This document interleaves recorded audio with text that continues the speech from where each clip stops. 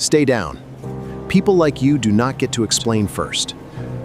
Most people had already decided what he was. We already know enough. To the store security guard, he was an easy target. To the assistant manager, he was the perfect excuse. I knew something was wrong. And to the shoppers passing by with their carts and baskets, he was just an uncomfortable scene they could pretend not to see. This does not feel right. You should have checked the cameras first. He noticed the manager watching too carefully. The truth is still here. And the young cashier looking terrified because she remembered the truth. He paid. I saw him pay.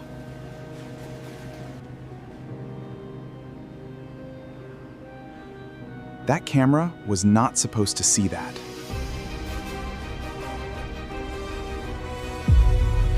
My version is the one they will believe. They thought the story would end with a quiet man being blamed, embarrassed, and erased. No receipt, no proof. But the man on that floor had spent years protecting records from people who thought power gave them the right to rewrite reality. And before the grocery store ever learned, it had chosen the wrong man to destroy. That morning had begun in the kind of darkness most people never noticed.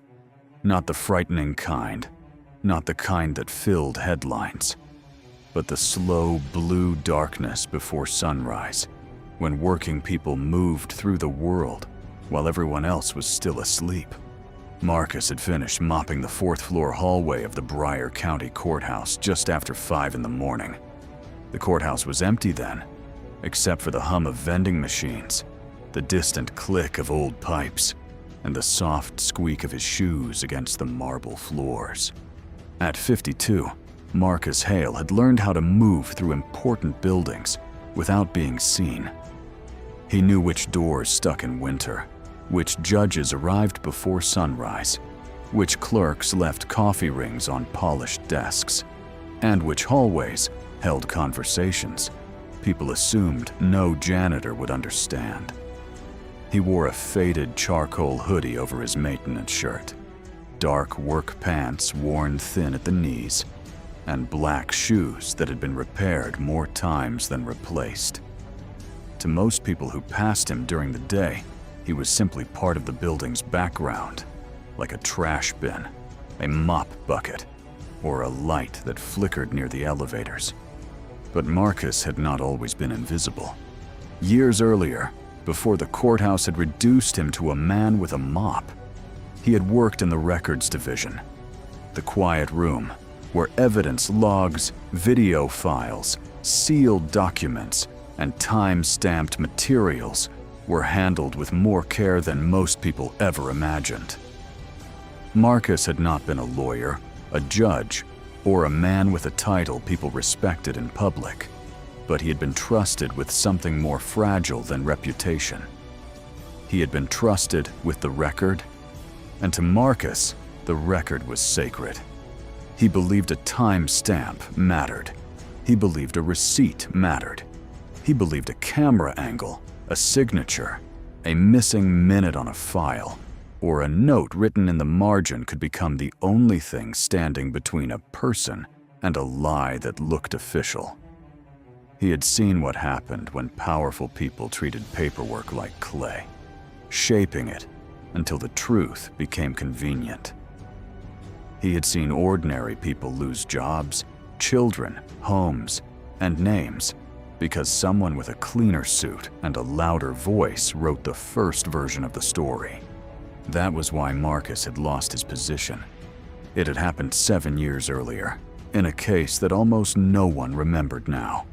A young man had claimed he had been mistreated during a detention incident, and the entire dispute came down to a hallway camera file and the time written in the evidence log. The file showed one thing. The amended report suggested another. A superior had asked Marcus to correct what they called a harmless clerical error. The tone had been casual, almost friendly, as if changing a number by 14 minutes was the same as fixing a typo. Marcus had refused. He had not shouted. He had not threatened anyone. He had simply said that the time on the file was the time on the file, and that his initials would not sit beside a lie. In a place like Bryan County, that kind of refusal did not always create a scandal. Sometimes it created something quieter and more efficient. His performance reviews changed. His attitude was questioned. His ability to work well with others became a concern. Within months, the man trusted to protect records was reassigned to building maintenance, and the courthouse learned to speak of him as difficult without ever explaining what he had been difficult about. Marcus accepted the new job because he needed to eat, because his wife Ruth needed medication, and because pride did not pay rent. But acceptance was not the same as forgetting. Every morning, as he pushed his mop past the locked records office, he remembered the kind of people who smiled while asking honest men to bend the truth. He remembered how quickly a room could turn against someone who refused to be useful to a lie. By 5:30 that morning, the first pale light had begun to press against the courthouse windows. Marcus rinsed the mop, folded the cleaning cloths, and checked the small black notebook he kept in his back pocket. It was not fancy. Its corners were soft from years of use, and its cover had been taped twice. Inside were work hours, grocery costs, medication reminders, appointment dates, and little notes written in a careful hand. Some people used phones for everything. Marcus still trusted paper, especially when paper was kept close. On the top line of that day's page, he had written Ruth's kidney appointment, Naya's birthday, and a short grocery list. Oat milk, bread, soup, apples, Ruth's prescription, blue cupcake. The cupcake mattered more than the price should have allowed. Nitya, Marcus's 12-year-old granddaughter, had asked for nothing big that year. She knew money was tight. She knew her grandmother had been tired. She knew her grandfather counted bills at the kitchen table when he thought no one was watching. So she had asked for one blue cupcake from the bakery case at the grocery store near the bus stop. The one with the bright frosting and tiny white sugar stars. Marcus had promised he would bring it home after work. That was the kind of promise a man like Marcus treated seriously.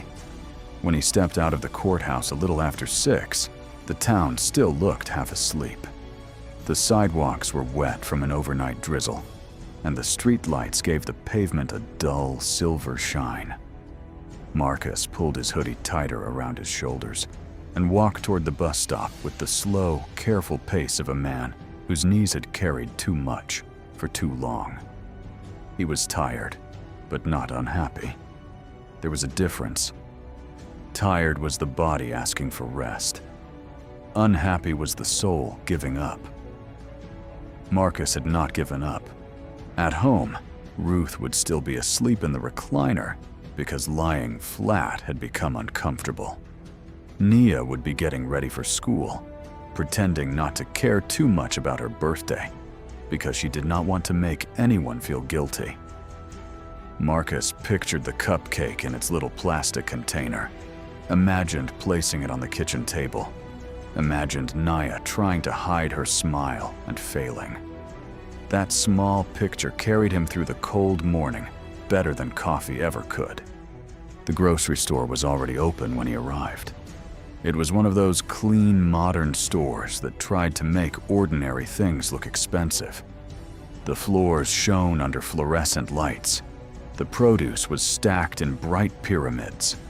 Soft music floated above the aisles, cheerful enough to make the place feel welcoming if a person did not know how quickly welcome could disappear. Marcus took a basket near the entrance and moved through the store with the careful focus of someone who knew exactly what he could spend. He chose the bread first because bread was cheaper near the back shelf. Then soup, apples, and oat milk. At the pharmacy counter, He waited quietly while a young clerk looked through the bins for Ruth's prescription. He did not complain about the wait. Marcus had spent too much of his life watching people unload their impatience onto workers who had no power over the system holding them up. When the prescription came, he checked the price, swallowed the worry it gave him, and added the receipt to his notebook. Near the bakery case, he paused longer than he meant to. The blue cupcake sat in the front row, exactly where Naya had described it, bright and almost ridiculous beneath the cold glass. For a second, Marcus felt the weight of the morning lift. It was a small thing, but small things were often where love survived when money could not do much else. He asked for one, watched it placed carefully into a little container, and paid for it separately, so it would not get crushed under the groceries. The cashier who helped him was young, with kind eyes, and the nervous energy of someone still learning how to stand up in a workplace that rewarded silence. Her name tag was there, but Marcus did not need to read it to understand her. He recognized that look, the look of a person who saw more than she said. She noticed his notebook when he tucked the receipt between the pages. She noticed that he thanked her like her work mattered. She noticed that he did not rush her, did not talk down to her, and did not treat the small transaction as beneath him. Later, that would matter. At the time, it was just another quiet kindness in a morning full of ordinary things. But from the customer service counter, Victor Rowe was watching. Victor was the assistant manager, the kind of man who had learned to make authority out of a vest and a clipped tone. He was not the owner. He was not even the store manager. But he had enough control over schedules, complaints, and shift reports to make younger employees fear him and tired customers avoid him. He liked that. It gave shape to a life that had not become as impressive as he once imagined it would. Victor had been under pressure for weeks. Inventory numbers were wrong. Premium items had gone missing. Corporate had started asking questions in careful emails that sounded polite only to people who had never been blamed for anything. Victor knew exactly why the numbers were wrong. He knew which products had been moved, which small thefts he had hidden, and which adjustments he had made to keep suspicion pointed away from himself. But pressure has a way of making dishonest people creative. He needed a story. Not a perfect story, because perfect stories invite inspection. He needed a believable one.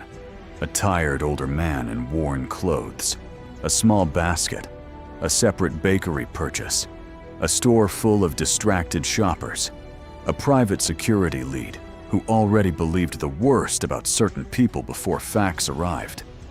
To Victor, Marcus was not a customer. He was an opportunity. Marcus had no idea he had been chosen. He paid at the self-checkout for the groceries, moving slowly but carefully, scanning each item and placing it into the bagging area. The machine gave him trouble once with the apples, and he waited for assistance without irritation. The young cashier glanced over, helped clear the warning, and watched him finish the transaction. Marcus folded the receipt and placed it into his notebook with the pharmacy receipt and the bakery receipt. Then he set the cupcake on top of the bag, like something fragile enough to deserve its own space. As he turned toward the exit, Victor stepped away from the counter. The moment was almost invisible at first. A manager intercepting a customer near the front of the store was not unusual.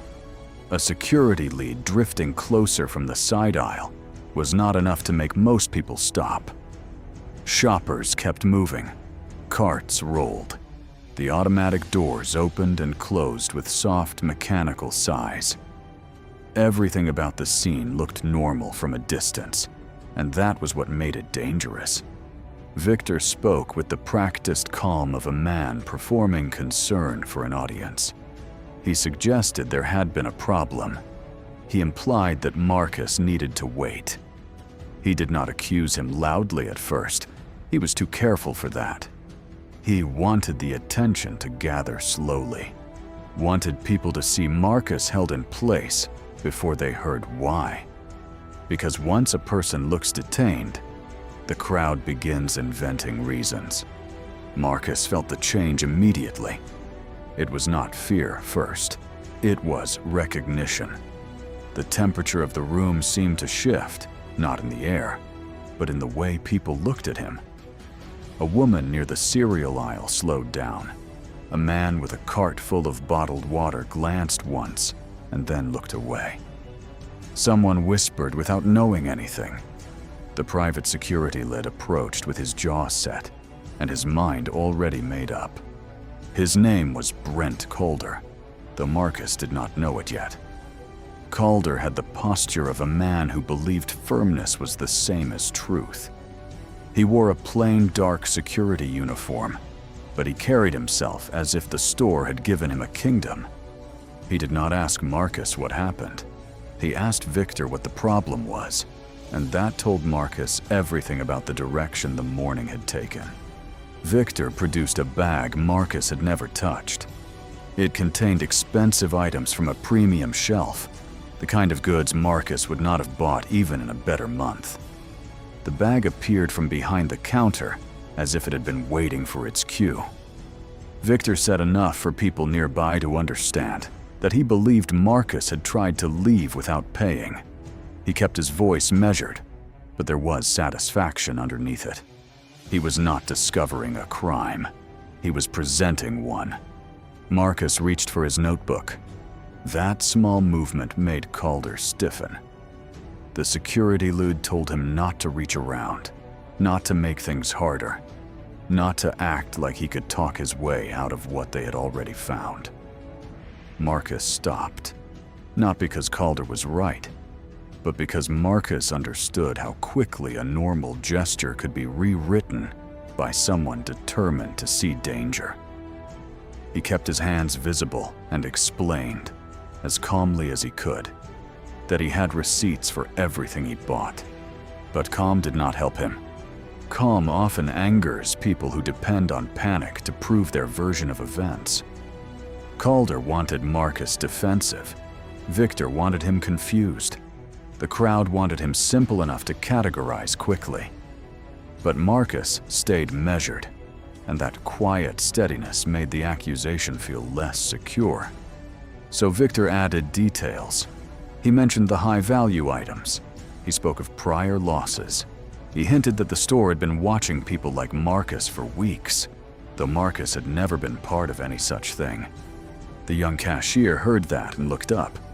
She remembered the self-checkout. She remembered helping with the apples. She remembered the folded receipt. Her face changed with the first sharp edge of understanding, but fear held her in place. Victor controlled schedules. Victor wrote evaluations. Victor knew how to punish people without making it look like punishment. She was 19, new, and not yet sure courage would protect her from consequences. Marcus saw her hesitation and did not blame her. That was one of the things people misunderstood about the quiet. They assumed silence meant weakness or approval. But Marcus knew silence had many shapes. Some silence was cowardice. Some was survival. Some was the terrible pause before a person decided what kind of witness they were willing to become. Calder stepped closer. Victor stood behind him.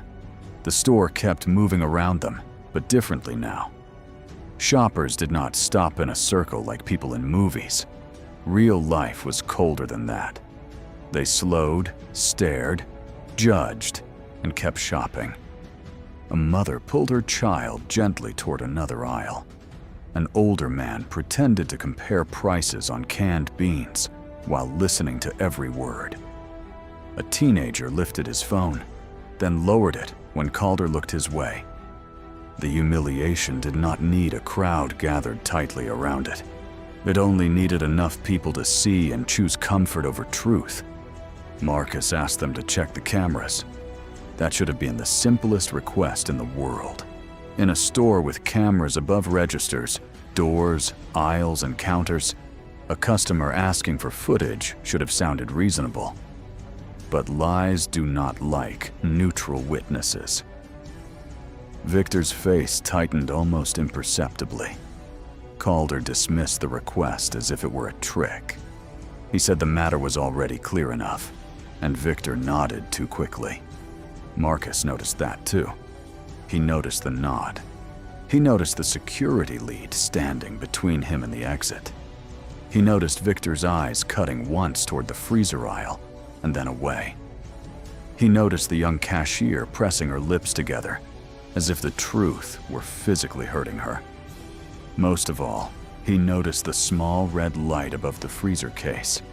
It was not one of the obvious store cameras mounted in black domes from the ceiling. It was smaller, placed near a service panel, the kind installed by an outside maintenance company to monitor temperature access and after-hours service. Marcus had seen hundreds of cameras in his old job. He knew the difference between a camera controlled by a building and one maintained by a vendor.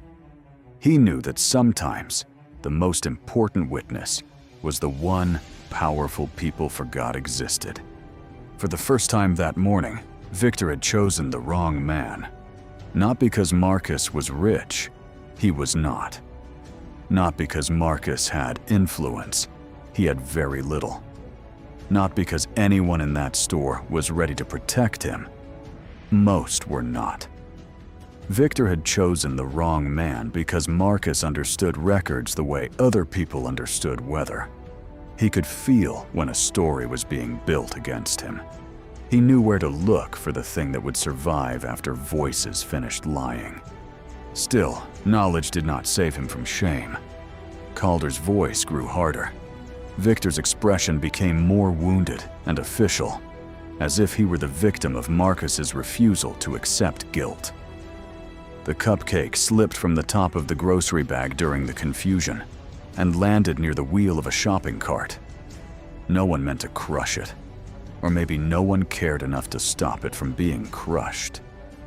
The little blue frosting smeared across the clear plastic lid, and for one painful second, Marcus thought not of the accusation, not of the security guard, not of the watching shoppers, but of Nia. He had promised her. That was the detail that almost broke him. Not the embarrassment, not the way people looked at him, not even the false accusation. Marcus had survived worse things than public judgment. But the cupcake on the floor, bright blue and ruined under fluorescent light, carried a cruelty no report would ever capture. It was proof that lies do not only attack the accused, they reach outward. They touch birthdays, kitchens, sick wives, children waiting at home, and every small hope a tired person has carried through the morning.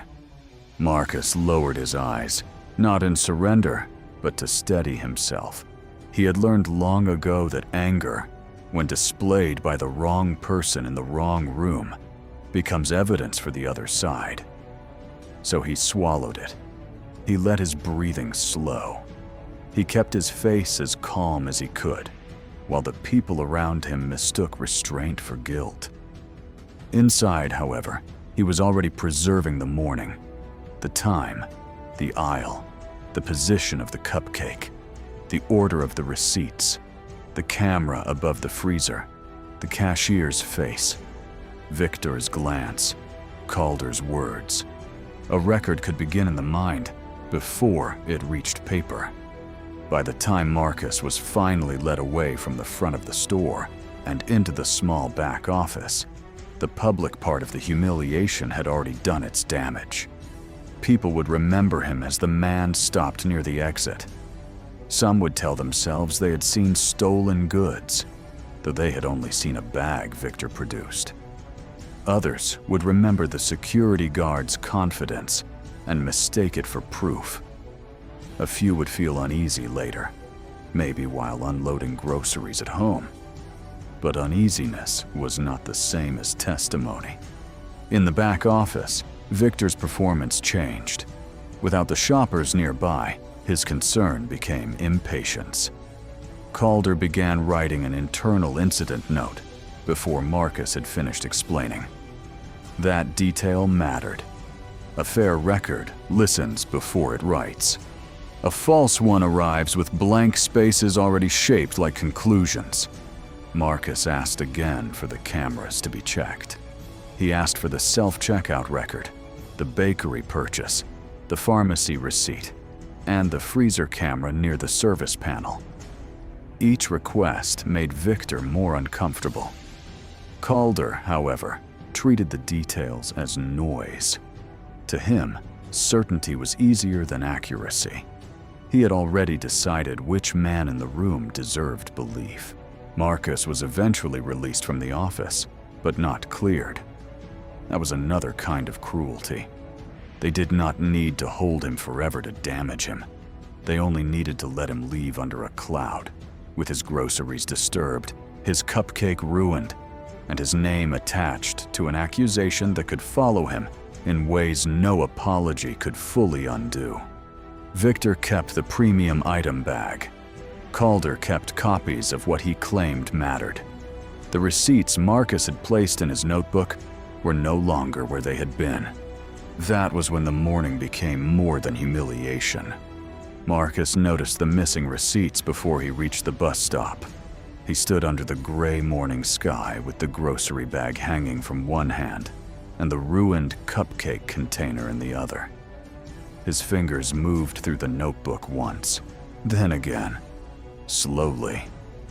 The pharmacy slip was still there, tucked between 2 pages. The small list was still there. But the grocery receipt and bakery receipt were gone. For a moment, he simply stood still. A younger man might have rushed back into the store. An angrier man might have shouted. A more naive man might have assumed it was a mistake. Marcus did none of those things. He looked back at the bright entrance, at the shoppers moving in and out as if nothing important had happened there. And he understood that the story had not ended when they let him walk away. It had just become harder to prove. He took out his pen and wrote down the time. That was the first thing Marcus did. Standing beneath the bus stop shelter with the ruined cupcake in one hand and the grocery bag in the other. He wrote the hour, the weather, the number of the checkout lane, the color of the manager's vest, the position of the freezer camera, and the exact moment he realized the receipts were missing. He did not write with trembling anger. He wrote with the careful discipline of a man who had learned that memory becomes stronger when it is anchored to details. The bus came 10 minutes later. Marcus sat near the back, holding the grocery bag close to his knees. People boarded around him with their phones, lunch bags, tired faces, and ordinary morning thoughts. No one knew that the man in the faded hoodie had just been publicly accused, humiliated, and quietly robbed of the very proof that could clear him. That was another cruelty of injustice. The world did not stop for it. Traffic moved. Coffee was poured. School doors opened. People complained about weather and schedules, while someone else's life had already been pushed off balance. Marcus kept looking at the cupcake. The plastic container had cracked on one corner. The blue frosting had smeared against the lid, and the little white sugar stars were pressed into a shapeless mess. It was still technically a cupcake, but it no longer looked like something a grandfather could place proudly in front of a birthday girl. It looked like evidence of carelessness, as if he had failed at the one small thing Nia had asked from him. That thought hurt more than the accusation. When Marcus reached the apartment, The sun had risen enough to make the windows look pale. Ruth was awake in the recliner, wrapped in the old brown blanket she insisted was still good, even though the edges had begun to fray. Illness had made her movement slower, but it had not taken the sharpness from her eyes. She knew Marcus's face before he said anything. Wives who have survived hard years learn to read silence the way others read headlines. Nia was at the kitchen table with her backpack open and one shoe untied, pretending to study a worksheet while secretly watching the door. She was trying to act older than 12. Children in houses with medical bills often learn that trick early. They learn to make their hopes smaller, to ask for less, to smile quickly when adults look tired. But when she saw the damaged cupcake container in Marcus's hand, the pretending fell away. Marcus placed the groceries on the table gently. He apologized without making excuses. He told Nia that something had happened at the store, that the cupcake had been damaged, and that he would make it right. He did not tell the whole story immediately. Not because he wanted to hide the truth, but because he could not bear to place the ugliness of that morning directly into her birthday, before she had even gone to school. But Nia saw more than he wanted her to see. She saw the way his fingers moved carefully, as if his wrist was sore. She saw the tightness around his mouth. She saw Ruth sit up straighter, suddenly alert. And she saw the black notebook on the table, open to a page filled with notes that did not look like a grocery list anymore. Ruth asked what they had done to him. Marcus could have softened it. He could have blamed confusion, policy, a misunderstanding, anything that made the world feel less intentional. But marriage had never survived between them on comfortable lies. So he told her enough. He told her that the assistant manager had accused him of taking items he never touched. He told her the security lead refused to check the receipts properly. He told her the crowd watched, and the young cashier looked as if she wanted to speak, but was afraid. He told her that the receipts were missing now, and that a service camera above the freezer might have seen what mattered. The room became very quiet. Ruth closed her eyes, not because she was surprised, but because some pain returns wearing new clothes. She had watched Marcus lose his records job years earlier for refusing to change a timestamp. She had watched people who barely knew him call him difficult, proud, stubborn, impossible. She had watched him take maintenance work with a straight back and a broken heart, because their family needed him more than his pride did. Now, years later, the same pattern had found him in a grocery store. A person with power had written a story, and Marcus had been placed inside it without permission. Nia did not cry right away. She stared at the ruined cupcake, then at her grandfather's notebook, then at his face. In that moment, something shifted in her. Childhood did not end all at once, but sometimes it lost a layer in a single morning. She began to understand that unfairness was not always loud enough for strangers to recognize. Sometimes it happened under fluorescent lights, while people kept shopping. Sometimes it wore a polite vest. Sometimes it spoke in a calm voice and counted on everyone else being too busy to care. Marcus wanted her to go to school. Nia wanted to stay home. Ruth settled the matter in the way she often did, with tenderness wrapped around steel. She told Nia that going to school did not mean forgetting, and staying home would not undo what had happened. Then she told Marcus to sit down and eat something before he started trying to carry the whole burden alone. That was Ruth. Even sick, she could still place order around pain. After Nia left, Marcus and Ruth sat at the kitchen table with the notebook between them.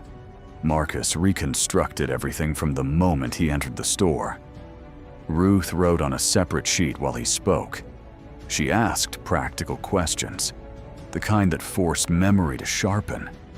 Which register had he used? Which cashier helped with the apples? Was the bakery receipt printed separately? Where exactly had Victor stood? Which side of the freezer aisle held the small service camera? Did the security lead touch the groceries before or after the accusation became public? Did anyone else handle the notebook? Marcus answered carefully. He knew the danger of certainty when memory was still fresh and wounded. He did not exaggerate. He did not fill gaps with guesses. He marked what he knew, what he believed, and what needed proof. That distinction mattered. Lies often win by pretending confidence is the same as truth. Marcus had spent his life refusing that mistake. By mid-morning, Ruth had made one decision. They needed Grace Whitmore. Grace was not family by blood, but she had known Marcus long enough to understand what had happened to him the first time the courthouse turned on him. She was a civil rights attorney, with silver in her hair, patience in her voice, and a reputation for making institutions regret underestimating quiet people. Grace did not chase every rumor, and she did not make promises she could not keep. But when she believed a record had been manipulated, she moved quickly, because she knew evidence had a shelf life when guilty people controlled the shelves. Marcus did not want to call her at first. That was not pride exactly. It was exhaustion. He had been through the machinery before. He knew what it meant to become a case. He knew how people would examine his clothes, his job, his tone, his past, his finances, his family, and his anger. He knew they would ask why he did not act differently, why he did not speak louder, why he did not stay calmer, why he did not produce proof before the proof disappeared.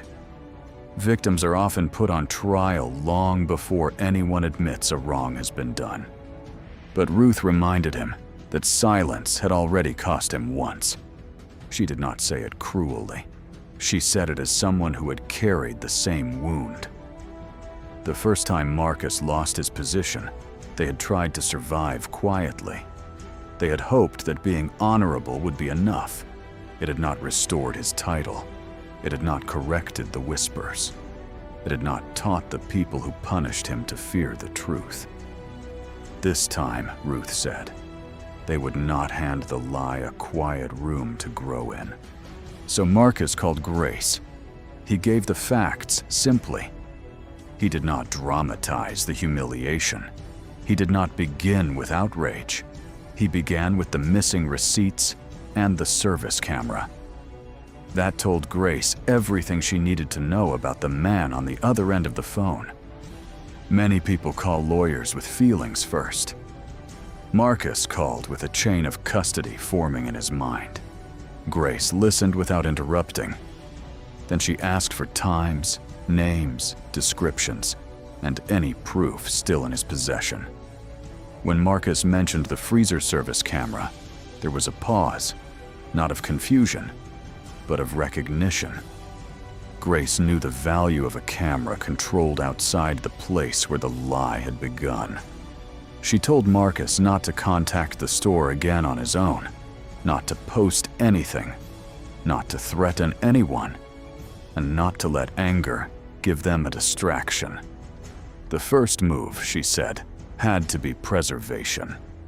Within the hour, Grace's office sent formal preservation notices to the grocery store, the outside refrigeration company, the security contractor, and the pharmacy system connected to the purchase records. The letters demanded that all footage, transaction logs, incident notes, internal communications, and registered data from that morning be retained. They were not loud letters. They did not need to be. They carried the quiet force of someone who knew exactly where evidence liked to disappear. That was the first turn in the story. At the grocery store, Victor received the notice before lunch. He read it once in the small back office. Then he read it again. Slower. His face changed, not because the letter accused him directly, but because it named things he had hoped no one would think to name. The freezer camera, the external maintenance vendor, the transaction logs, the incident note, the preserved receipts, the time window. Victor had expected Marcus to complain, maybe to call the store manager, maybe even to shout into a phone and be dismissed as emotional. He had not expected preservation language. He had not expected a lawyer to move before the end of the workday. Most of all, he had not expected the camera above the freezer case to become important. That little camera had always annoyed him. It belonged to the refrigeration maintenance company, not the store's main security system. It existed because expensive freezer failures could ruin inventory overnight, and corporate did not like losing money to broken equipment. It recorded service access, temperature checks, and movement around the freezer doors. Victor had ignored it because it was not part of the camera system he usually reviewed. It was just another small device with a blinking red light, too ordinary to fear. Now he feared it. Calder did too, though he showed it differently. The private security lead did not panic. Men like Calder rarely panic in a way others can see. Instead, he became more certain, more rigid, more offended that anyone would question his handling of the incident. He told himself the matter would hold because Victor had made the initial complaint and Marcus had looked suspicious. He repeated that phrase in his head until it felt almost like evidence. Looked suspicious. It was one of the most dangerous phrases in the world because it often revealed more about the person looking than the person being judged. By the end of that day, the store manager had been informed. Corporate had been informed. The outside maintenance vendor had been contacted. The incident had moved from a small back office into email threads, where careful people began choosing careful words. No one wanted to admit fault. No one wanted to accuse Victor too quickly. No one wanted to believe that a private security lead had helped bury receipts, or that an assistant manager had created a false accusation to distract from missing inventory. Institutions rarely begin by searching for truth. They begin by searching for exposure. At home, Marcus waited. Waiting was harder than writing the time, harder than calling Grace, harder even than walking out of the store with strangers' judgment still clinging to his back. Waiting gave the mind too much room. He imagined the footage being deleted.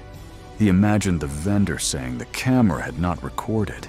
He imagined Victor explaining everything away, Calder doubling down, the cashier staying silent, and the story becoming another fog of maybe and maybe not. Ruth watched him pace the small living room until his knees started bothering him. Then she told him to sit. He did, not because pacing was useless, but because Ruth had always been better at making commands sound like care. Nia came home from school quieter than usual. She had told no one about the cupcake. She had not eaten the lunch Ruth packed. She had spent the day thinking about the way her grandfather wrote things down, about the receipts missing from the notebook, about the cashier who had seen the truth and said nothing in time. Children often understand injustice in simpler language than adults. To Nia, the question was not complicated. Her grandfather had paid. Someone lied. People watched. The proof had to be found. That evening, she sat beside Marcus with the damaged cupcake container between them. He had tried to buy another one from a different bakery on the way home, but the store had only plain vanilla left, and something in him refused to pretend replacement was the same as repair. Nia surprised him by touching the cracked container gently and saying it still counted because he had tried. Marcus looked away then, because Grace from a child can break a man more completely than cruelty from an adult. He promised her again that he would make it right. But even as he said it, he knew making it right would not mean only replacing a cupcake. It would mean pulling a lie into the light. It would mean forcing people who had looked away to look again. It would mean entering the machinery he had spent years avoiding, and trusting that this time, the record might be stronger than the people trying to bend it. The next morning, Grace called. Her voice was controlled, but Marcus heard the energy beneath it. The maintenance company had confirmed the freezer camera existed. It had recorded continuously that morning. Better yet, the footage was stored through the vendor's cloud system, not the grocery store's local office. The store could request access, but it could not quietly erase the original. The files were being preserved. Marcus closed his eyes. For the first time since the incident, he allowed himself to breathe fully. Grace warned him that preserved did not mean won. Footage had to be reviewed. Angles could disappoint. People could claim context. Lawyers could make simple truths look complicated if they had enough time and money. But she also told him the camera covered part of the aisle near the freezer and part of the path behind the customer service counter. That was enough to matter. Maybe enough to change everything. 2 days later, Grace asked Marcus to come to her office. Ruth insisted on going with him. Naya insisted too, but Marcus hesitated. He wanted to protect her from seeing the worst parts again. Ruth gently reminded him that Naya had already seen the ruined cupcake, the trembling hands, and the silence after. Protecting children did not always mean hiding truth from them. Sometimes it meant letting them see truth handled properly.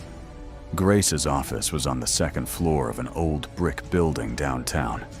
It smelled faintly of paper, coffee, and raincoats drying near the door. Nothing about it was flashy. The chairs did not match. The shelves were crowded. The walls held framed certificates, community awards, and photographs of people who looked as if they had once arrived there with their names damaged and left with them restored. Grace greeted Marcus with both warmth and focus. She did not pity him. Marcus appreciated that. Pity can make a person feel small, even when it is kindly meant. Grace treated him like a witness to his own life, a man whose memory mattered. She placed a folder on the table, then turned her laptop so the family could see the screen. The first clip was from the self-checkout. It showed Marcus scanning the bread, soup, apples, and oat milk. It showed the young cashier assisting him when the machine paused. It showed Marcus finishing the purchase and placing the receipt into his notebook. The angle was distant, but clear enough.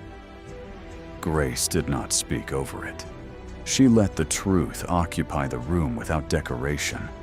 Ruth's hand found Marcus's under the table. The second clip showed the bakery counter. Marcus paid separately. The cupcake was placed in its container. The receipt was printed. Marcus tucked it away. Nia watched that part with her lips pressed tight, as if she were trying not to feel too much in front of adults. The cupcake, before it was ruined, looked bright and small and innocent. Then came the freezer camera.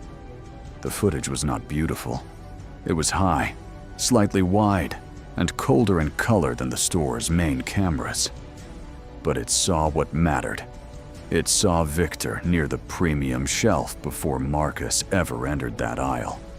It saw him handling the bag of expensive items. It saw him place the bag behind the customer service counter, out of the normal customer path. It saw Marcus pass by later without touching those items at all. Grace paused the video there. No one said anything. Then she let it continue. The camera did not show every angle of the confrontation, but it showed enough. Victor brought the bag forward after Marcus had paid. Calder stepped in. Marcus reached toward his notebook, then stopped. The crowd shifted around them. The young cashier looked over from the self-checkout station. The cupcake fell. A shopping cart wheel caught the edge of the container and crushed it as the shopper moved past, unaware or unwilling to stop. Nia made a small sound then. Marcus reached for her hand, but his eyes stayed on the screen. The final clip showed the back hallway. It was not from the freezer camera, but from another angle Grace had obtained through the preservation demand. It showed Calder alone after the incident, holding folded slips of paper. It showed him place them into his pocket instead of attaching them to the incident materials. It did not capture his thoughts. It did not need to. Some actions are plain enough when placed beside the truth they were meant to hide. Grace closed the laptop. The office felt different after that. Not triumphant. Not yet. Truth, when finally seen, does not always bring immediate joy. Sometimes it brings grief first, because it proves the pain was real, the suspicion was manufactured, and the humiliation did not have to happen. Ruth was the first to speak, but her words were less a question than a verdict. They had known it. Now the record knew it too. Marcus sat very still. For years, people had told him in different ways that records were cold things, that paperwork had no soul, that video could not understand dignity, that timestamps were technical details. But in Grace's office, watching the lie unravel frame by frame, Marcus felt again why he had once sacrificed his position over 14 minutes. The record could not love him. It could not comfort Nia. It could not undo Ruth's worry or restore the cupcake. But it could refuse to forget. And sometimes refusing to forget is where justice begins. Grace explained the next steps. They would not simply release the most shocking clip and hope public anger did the rest. That was how stories became noise. They would build the timeline first. The self-checkout receipt, the bakery purchase, the pharmacy record, the freezer camera, the back hallway footage, the missing slips, the internal note written before Marcus's explanation was complete, the cashier's statement, if she could find the courage to give one, the prior inventory discrepancies connected to Victor. Marcus listened carefully. He was relieved, but he was not naive. He knew the other side would respond. Victor would claim confusion. Calder would claim procedure. Corporate would claim concern. Someone would say the footage lacked context, even though the whole lie had depended on denying context in the first place. Someone would say Marcus should have been more cooperative. Someone would say the security lead was only doing his job. Someone would say mistakes happen. Grace knew all of that too. That was why she looked at Marcus and told him they would not let the case become a debate about his attitude. They would make it about the record. Not feelings first. Not outrage first. The record first. Because once the record was clear, the feelings would know where to stand. Before they left the office, Nia asked if the video meant everyone would believe him now.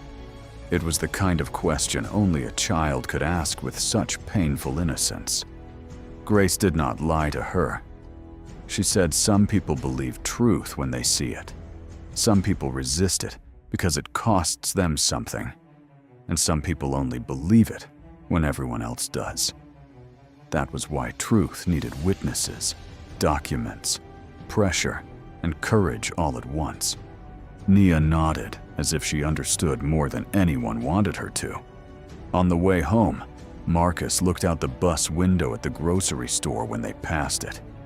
Through the glass, he could see shoppers moving under bright lights, pushing carts, comparing prices, choosing cereal. buying flowers, living inside the comfort of ordinary errands. The building looked the same. That bothered him for reasons he could not fully explain. A place where a lie had been built should have looked different afterward. It should have carried a mark. But buildings rarely confess. People have to make them. That night, Grace began preparing the release. Not a reckless post. Not an emotional accusation thrown into the internet. A structured statement with timestamps, preserved footage, transaction confirmation, and a clear demand for accountability. She contacted the store's corporate office again, this time with enough attached proof to make denial dangerous. She contacted the security contractor. She prepared to contact local media if they chose silence over action. Victor did not sleep much that night. Neither did Calder. But Marcus did, for the first time since the morning in the store. Not deeply, not without waking once to check the notebook on the bedside table, but enough to let his body rest. He had spent years believing the truth mattered even when nobody thanked him for protecting it. Now, at last, the truth had begun protecting him back. By sunrise, the story was no longer just his memory. It was a timeline. It was footage. It was receipts. It was a young cashier deciding whether fear would own her voice. It was a granddaughter learning that dignity sometimes needed documents beside it. And it was a quiet man in a faded hoodie, standing at the edge of a fight he never wanted, realizing that the people who tried to erase him had left their own fingerprints all over the lie. Grace did not release the evidence that afternoon. She knew better than to throw truth into the world before giving it a spine. A raw clip could be twisted. A single angle could be questioned. A few seconds could become entertainment, argument, or noise. What Marcus needed was not noise. He needed a record so complete that every excuse would have to walk past its own reflection before reaching the public. So, Grace built the timeline carefully. She placed Marcus's notebook beside the self-checkout log. She placed the bakery receipt beside the footage of the cupcake purchase. She placed the pharmacy time beside the bus schedule. She placed Victor's movement near the premium shelf beside the moment the planted bag appeared at the counter. She placed Calder's internal incident note beside the video, showing that the note had been written before Marcus's explanation had been properly recorded. Then she placed the missing receipts beside the back hallway footage, where folded slips of paper moved into the wrong hands and out of the official story. By the time she finished, the lie no longer looked like a misunderstanding. It looked designed. Marcus sat across from her while she reviewed it all, his hands folded around the black notebook he had carried for years. Ruth sat beside him, quiet but steady.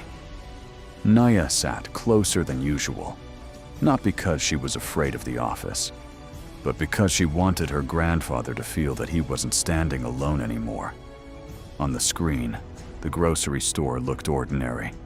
Bright lights, clean floors, carts, a bakery case, people moving through their errands.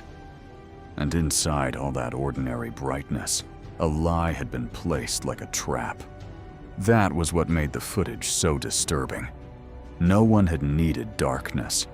No one had needed an alley, a locked room, or a dramatic threat. The harm had happened in public, under lights, beside shelves of cereal and bread, while ordinary shoppers decided the scene was none of their business. Grace understood that this was the part people would recognize. Not everyone had been falsely accused in a grocery store, but many people knew what it felt like to be judged before being heard. Many knew what it meant for a confident person with a title to be believed faster than a quiet person with proof. Before releasing anything, Grace gave the store one final chance. Her letter was direct. She told corporate that the footage, transaction records, witness information, and preserved notes confirmed Marcus had paid for his items, had not touched the premium goods, and had been falsely accused in a way that caused public humiliation and emotional harm. She demanded a public correction, an apology naming the wrong, immediate action against Victor, full disclosure from the security contractor, protection for the cashier, and compensation that recognized not only the ruined groceries, but the damage to Marcus's dignity. The response came the next morning. It was polished, careful, and empty. Corporate expressed concern. They said they were reviewing the matter. They asked for patience. They claimed they wanted to avoid rushing to judgment, even though their employees had rushed to judgment when Marcus was the one on the floor. They did not name Victor's conduct. They did not admit the receipts had been removed. They did not apologize to Marcus directly. Most of all, they asked Grace not to release anything publicly while their internal review continued. Grace read the email once, then set it down. Marcus did not need her to explain. He had heard that language before. It was the language of institutions buying time, hoping fatigue would do what denial could not. It was the same kind of smooth language that had followed him out of the records division 7 years earlier, when refusing to change a timestamp had somehow become a question about attitude and teamwork. The words were different, but the shape was familiar. This time Marcus did not bend. He gave Grace permission to release the evidence. The statement went out that evening. It was not emotional in the way people expected. It did not beg for sympathy. It did not decorate pain. It laid out the morning with timestamps, receipts, preserved footage, and a clear explanation of what the video showed. It said Marcus had been falsely accused after paying for his groceries. It said a store manager had introduced items Marcus never handled. It said a private security lead had ignored available proof. It said receipts later disappeared from Marcus's notebook. It said the freezer service camera, forgotten by the people who built the lie, had preserved the truth. For the first hour, only a few people noticed. A local reporter shared it, then a community organizer, then a courthouse employee who remembered Marcus from the records division and wrote that he had once been punished for protecting evidence too carefully. That one sentence changed the temperature of the story. People began looking more closely. They watched the clip of Victor placing the bag. They watched Marcus paying at the self-checkout. They watched the cupcake fall and be crushed while people continued shopping. They watched the young cashier's face as she realized what was happening. And then they watched Marcus, calm, humiliated, and observant, noticing the camera no one else remembered. By midnight, the store's silence had become louder than any statement it could have issued. The next morning, news vans arrived outside the grocery store. Corporate closed the entrance for an hour and called it a security concern. Employees were told not to speak to reporters. Victor did not come to work. Calder's contractor announced that he had been placed on leave pending review. The store manager released a short message about taking the allegations seriously, but by then, the public had seen enough polished language to recognize fear wearing a suit. The cashier came forward that afternoon. Her name was Lena Ortiz. She was 19, still new enough to believe that doing a job well might protect her, and old enough to realize that workplaces often protect power before truth. She contacted Grace first because she was terrified of losing her job. Grace took her statement privately and made sure she understood what could happen. Lena said Marcus paid. She said she helped clear the self-checkout warning. She said she saw him place the receipt into his notebook. She said Victor had been unusually focused on Marcus before the accusation. She said she wanted to speak earlier, but fear had locked her throat. Marcus did not condemn her for that fear. He knew how fear worked when the person above you controlled your schedule, your hours, and your ability to pay rent. He also knew that courage delayed was not the same as courage denied. Lena had come forward before the lie could fully settle. That mattered. Her statement pushed the story further. Other employees began to talk. One remembered Victor moving premium items near the stockroom on previous shifts. Another remembered inventory reports that never seemed to match what workers saw. A third said Victor had warned employees not to question management decisions in front of customers. Piece by piece, the image of a concerned assistant manager collapsed. What appeared in its place was a man protecting himself by creating suspicion around someone else. Corporate suspended Victor officially by the end of the week. The word suspended did not satisfy Nia. She wanted stronger words. She wanted fired, exposed, punished, named. Marcus understood her anger, but he had learned that justice often moved slower than the wound. It did not mean it was not moving. Grace reminded the family that the first fall of a powerful person is rarely the final consequence. It is only the moment when distance begins. People who were once protected by institutions suddenly become liabilities to them. That was happening to Victor now.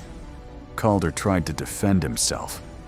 Through the security contractor, he claimed he had acted based on the information provided by store management. He claimed Marcus had been uncooperative. He claimed the scene was tense. He claimed his decisions were reasonable under the circumstances. But the footage weakened every sentence. It showed Marcus calm. It showed the receipts. It showed Calder ignoring requests to verify the purchases. It showed him writing the internal note in a way that placed conclusion before investigation. The more Calder explained, the worse he looked. Grace filed the lawsuit before the public conversation could fade.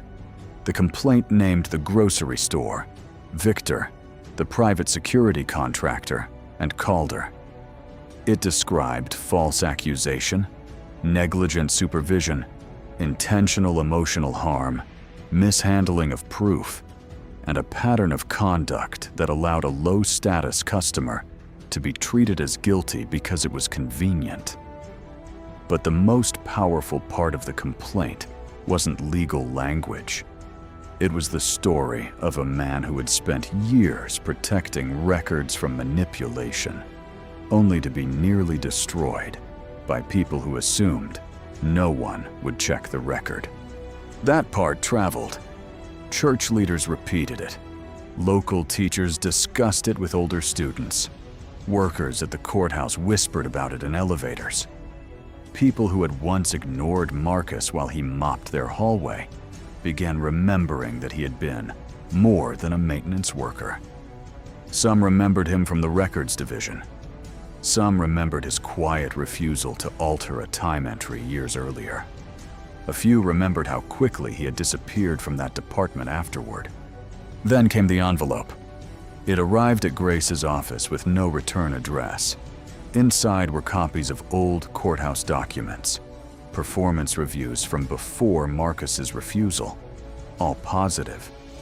Notes from after his refusal, suddenly critical.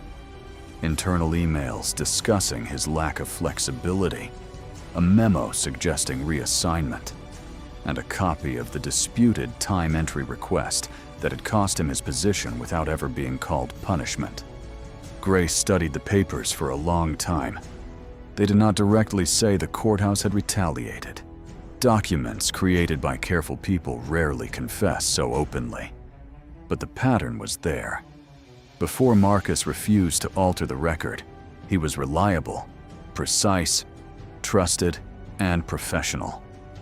After he refused, he became difficult, resistant, and not a good fit. The words had been chosen to hide the truth, but the dates placed them under a light they could not escape. When Marcus saw the documents, he did not smile. Vindication is not always joyful. Sometimes, it feels like standing in front of an old wound and realizing it was exactly as deep as you remembered. For 7 years, Marcus had carried the weight of being quietly demoted, while others called it complicated. Now the paper said what his heart had known. He had not lost his place because he failed the work. He had lost it because he respected the work more than the people above him did. Nia read the documents at the kitchen table. This time, she cried openly. Not because of the grocery store, but because she understood that her grandfather's suffering had a history. The ruined cupcake had been painful. The false accusation had been cruel. But the old records showed something larger. Marcus had been paying for honesty long before she was old enough to understand the cost. The lawsuit changed after that. Grace added the old courthouse documents, not as a separate fight, but as context for who Marcus was and why the grocery store's assumption had been so wrong. He was not a man inventing a story after being embarrassed. He was a man with a documented history of protecting truth, even when truth punished him. The very quality Victor and Calder had mistaken for weakness was the thing that made Marcus dangerous to their lie. Discovery began. That was when the defendants lost control. Emails showed Victor had been warned about inventory discrepancies before Marcus entered the store.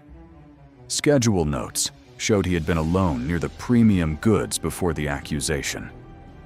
Transaction records confirmed Marcus paid. Internal messages showed corporate employees worrying less about Marcus's innocence and more about exposure. Calder's incident note had inconsistencies that grew sharper when placed beside video timestamps. The more documents Grace collected, the more the defense shifted from denial to minimization. They began calling it a mistake. Grace called it a sequence. A mistake is one wrong turn. A sequence is a path. Victor moving the goods, watching Marcus, producing the bag, ignoring the request for camera review, allowing the public accusation, and participating in the removal of receipts was not a single misunderstanding. Calder accepting Victor's version, dismissing Marcus's receipts, documenting guilt before verification, and keeping proof out of the record was not one bad moment. The harm was built step by step, and every step had a person standing on it. Victor broke first. In deposition, he tried to sound offended. He said he was protecting the store. He said inventory pressure had made everyone alert. He said Marcus had seemed suspicious because he moved slowly, kept looking around, and carried a notebook. Grace let him say all of it. Then she placed the video stills in front of him one by one. Victor near the premium shelf. Victor carrying the bag. Victor placing it behind the counter. Victor watching Marcus. Victor producing the bag after Marcus had paid. Victor looking toward the freezer aisle when Marcus asked for cameras. By the end, Victor's confidence had drained out of him. He admitted that he had handled the bag before the accusation. Then he admitted he had not seen Marcus touch those items. Then he admitted he had been under pressure over missing inventory. Each admission came smaller than the last, as if the truth had to be dragged out through his teeth. But it came. Calder lasted longer. He was the kind of man who had built his self-image around certainty, and certainty can become a locked room. He insisted he had acted reasonably. He insisted Marcus's calmness had seemed calculated. He insisted the situation required control. Grace asked him whether control mattered more than accuracy. He avoided the question. She asked whether he had checked the receipts before writing the incident note. He did not answer directly. She asked whether a person in plain clothes was easier for him to doubt than a manager in a vest. That question stayed in the room long after his lawyer objected. The case did not reach a full public trial. That disappointed some people, but Grace told Marcus that justice was not measured only by courtroom drama. After the depositions, after the documents, after the public pressure, and after the security contractor realized Calder had become impossible to defend cleanly, the defendants asked for mediation. Marcus did not want a quiet settlement that buried the truth. Grace made that clear before the first meeting began. No agreement would exist without public correction. That became the line. The final resolution came with money, but money was not the heart of it. The store issued a public statement acknowledging that Marcus had paid for his purchases, had been wrongly accused, and had been treated in a way that violated basic standards of dignity and fairness. Victor was terminated. The company referred his conduct related to inventory manipulation for further review. Calder was dismissed by the security contractor and later lost his license to work in private security after the review board found he had mishandled the incident and failed to preserve customer proof. The store agreed to retrain employees, revise accusation procedures, protect workers who came forward, and require immediate preservation of footage when a customer disputed an accusation. Grace also secured something Marcus had not expected. A correction letter was sent to the courthouse leadership, accompanied by the old documents and the public record of the grocery case. It did not force the county to rewrite history completely, but it forced them to acknowledge that Marcus's prior work and records had been professional, careful, and respected before the disputed reassignment.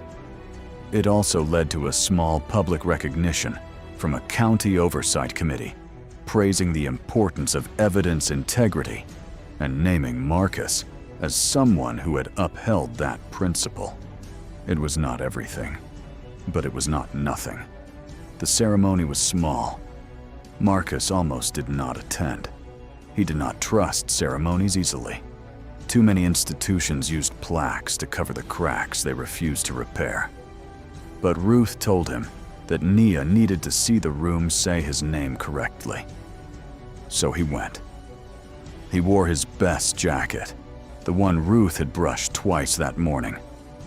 Nia stood beside him with her shoulders straight. Grace stood in the back, watching like a person who had seen many victories and knew none of them arrived clean. When Marcus's name was spoken, he did not feel pride first. He felt the younger version of himself standing somewhere inside him, the man who had refused to change 14 minutes, and then walked out of the records division with his future quietly damaged.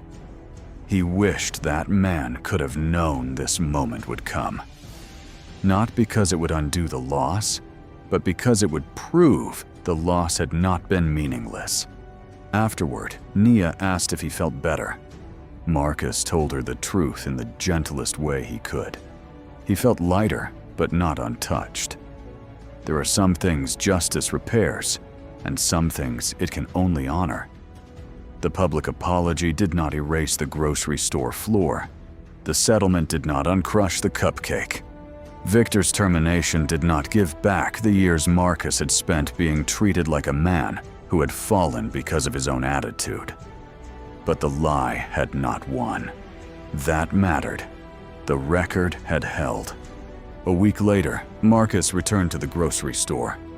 He went alone first. Ruth wanted to come. Nia wanted to come. Grace advised him not to push himself. But Marcus knew there was a difference between avoiding a wound and letting it own the map of your life. He needed to walk through those doors again under his own power. The store looked the same and different. The floors still shone. The lights still hummed. Customers still moved through the aisles with baskets and carts. But near the customer service counter, Victor was gone. Near the entrance, a new sign explained customer verification procedures without naming the case. Employees glanced at Marcus with recognition, some embarrassed, some respectful. Lena saw him from the self-checkout station and froze for half a second before stepping forward. She did not offer a dramatic apology in front of everyone. She did something better. She treated him carefully, normally, respectfully. She asked if he needed help finding anything. Marcus thanked her. That was all. Sometimes restoration is not a speech. Sometimes it is the ordinary courtesy that should have been there from the beginning. He walked to the bakery case. There, behind the glass, was a row of blue cupcakes with white sugar stars. Marcus looked at them for a long time. The worker behind the counter waited without rushing him. Finally, he bought one, then another. Then a small box of 4, because this time he could afford to bring enough home for everyone. He paid, took the receipt, looked at it, and placed it into his notebook. At home, Naya laughed when she saw the box. Not because the old pain was funny, but because joy had returned to a place where humiliation had once tried to settle. Ruth made tea. Grace came by later with documents for Marcus to sign, but stayed for a cupcake because Naya insisted. They did not pretend everything was simple now. Ruth still had appointments. Bills still arrived. Marcus still worked hard. The world had not transformed into fairness overnight, but something inside the family had changed. Nia no longer saw her grandfather as only a tired man who worked before sunrise. She saw him as someone who had protected truth even when truth cost him. Ruth no longer had to carry the old courthouse wound in silence. Grace no longer had to wonder whether the system that punished Marcus would ever be forced to face even a small part of what it had done. And Marcus, though still humble, no longer moved through the world quite as invisibly as before. With part of the settlement, he started a small fund. He named it the Hale Evidence Integrity Fund, though Nia teased him for choosing such a serious name. The fund helped ordinary people preserve records quickly when they were accused by employers, landlords, stores, agencies, or anyone else with more power and better paperwork. It helped pay for copies, letters, legal consultations, and emergency preservation requests. Marcus did not want fame. He wanted fewer people standing alone under fluorescent lights while someone else wrote the first lie. He began speaking at community centers. At first, he hated it. Marcus had never enjoyed being watched. But he understood that his story could teach what his silence could not. He told people to keep receipts, to write times down, to ask for cameras early, to save messages, to notice who controls the record. He told them that documentation was not distrust. Sometimes it was protection. Sometimes it was dignity given a place to stand. Nia came with him when she could. She sat in the back with a notebook of her own, writing things down in a hand that looked more and more like his. Years later, Marcus would remember that more clearly than any news clip. Not the headlines, not the settlement, not Victor's downfall or Calder's dismissal. He would remember his granddaughter learning that truth was not just something a person felt. It was something a person protected. One evening, after a community meeting, Naya asked him whether he ever wished he had shouted that day in the store. Marcus thought about it longer than she expected. Then he told her that part of him did. Part of him wished he had made every shopper stop, every employee listen, every liar feel the force of his pain. But another part of him knew that anger alone would have been used against him. The world often demands perfect calm from the wounded and perfect trust in the powerful. That is not fair. But Marcus had learned how to survive inside that unfairness long enough for the record to speak. Nia did not like that answer. Marcus did not either. But truth is not always satisfying in the places where pain first asks for satisfaction. Sometimes the deeper victory comes later, when the lie has exhausted itself and the quiet details remain standing. Months passed. The grocery store changed in small ways. Employees received training that no one could dismiss as optional. Customer accusations required documented verification before public confrontation. Footage preservation became automatic when disputes were raised. Workers had a protected way to report pressure from management. None of it made the store perfect. No policy can. But policies are doors. And before Marcus, people like him had often been left outside them.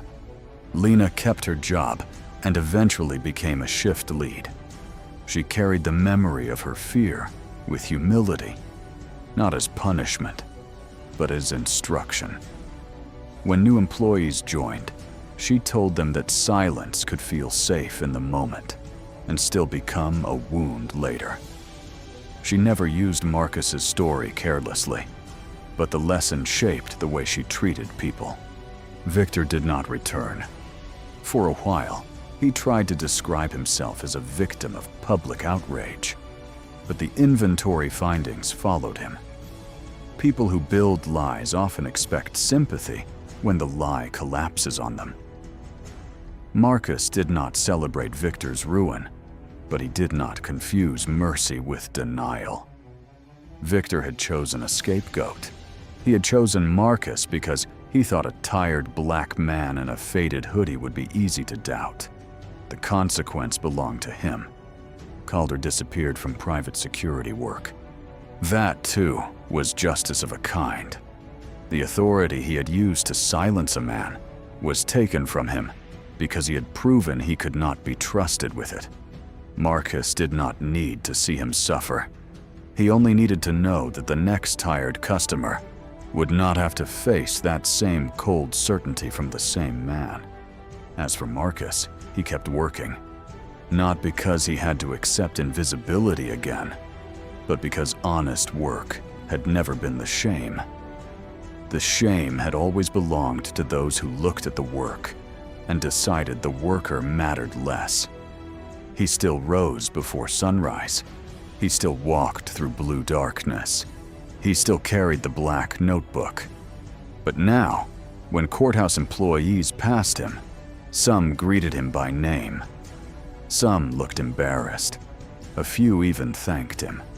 Marcus accepted the thanks without becoming dependent on it. He had learned not to build his dignity on other people finally noticing what should have been obvious. Recognition was welcome, but it was not the source. His worth had existed on the grocery store floor. It had existed when the cupcake was crushed. It had existed when the receipts were missing, when the crowd looked away, when Victor smiled, when Calder wrote, when no apology had yet arrived. That was the lesson he wanted Nia to keep. A person is not made innocent by footage. The footage only proves what was already true. A person is not made worthy by a public apology. The apology only admits what should never have been denied. And dignity does not begin when powerful people recognize it. Dignity is already there, even when the world refuses to bow its head before it. On Nia's next birthday, there were blue cupcakes on the kitchen table again. This time, the frosting was perfect. The little white sugar stars sat untouched. Ruth lit one candle because Nia said 12 had been too many last year, and 13 felt too dramatic. Marcus laughed at that, a quiet laugh that made Ruth smile. For a moment, there were no lawyers, no footage, no statements, no old courthouse documents, no grocery store floor. There was only family, warm light, and a child blowing out a candle in a room where love had survived the attempt to shame it. After Nia made her wish, she asked Marcus if he wanted to know what it was. He told her wishes should be kept private. She said this one could be shared because it was not only for her. She had wished that people would learn to check the truth before they decided who someone was. Marcus looked at Ruth then, and Ruth looked back at him with tears in her eyes, because that was the kind of wish no child should have to make, and every adult should have already honored. Years later, people would still ask Marcus about the freezer camera. They wanted to know how he noticed it. They wanted to know whether he felt lucky. Marcus always answered carefully. Luck had played a role, maybe. But what saved him wasn't luck alone. It was a lifetime of paying attention. It was a notebook in a pocket. It was a wife who refused silence. It was a granddaughter who believed him before the world did. It was a lawyer who moved before evidence could disappear. It was a cashier who found her courage. And it was one small red light blinking above a freezer case, while everyone else assumed the truth had no witness. The world is full of people like Marcus. People who clean buildings before sunrise. People who count coins at pharmacy counters. People who keep receipts because they know how quickly suspicion can find them. People who are treated as background until someone needs a scapegoat. People who have learned to stay calm, not because they feel no anger, but because they know their anger will be used as evidence against them. And the world is also full of people standing nearby with carts and baskets, deciding whether to look away. That is where justice often begins or dies. Not only in courts, not only in statements, not only in viral clips. It begins in the small human moment, when someone sees a person being judged too quickly and decides that comfort is not more important than truth. It begins when a cashier speaks, when a shopper records, when a worker preserves a file, when a family writes down the time, when someone refuses to let the first version of a story become the only version. Marcus Hale did not set out to become a symbol. He set out to buy groceries, medicine, and one blue cupcake for a child he loved. But the people who tried to humiliate him forgot something that powerful people often forget. Quiet people are not empty. Tired people are not careless. Poor people are not proof of guilt. And a man who has spent his life protecting records knows exactly where truth likes to hide.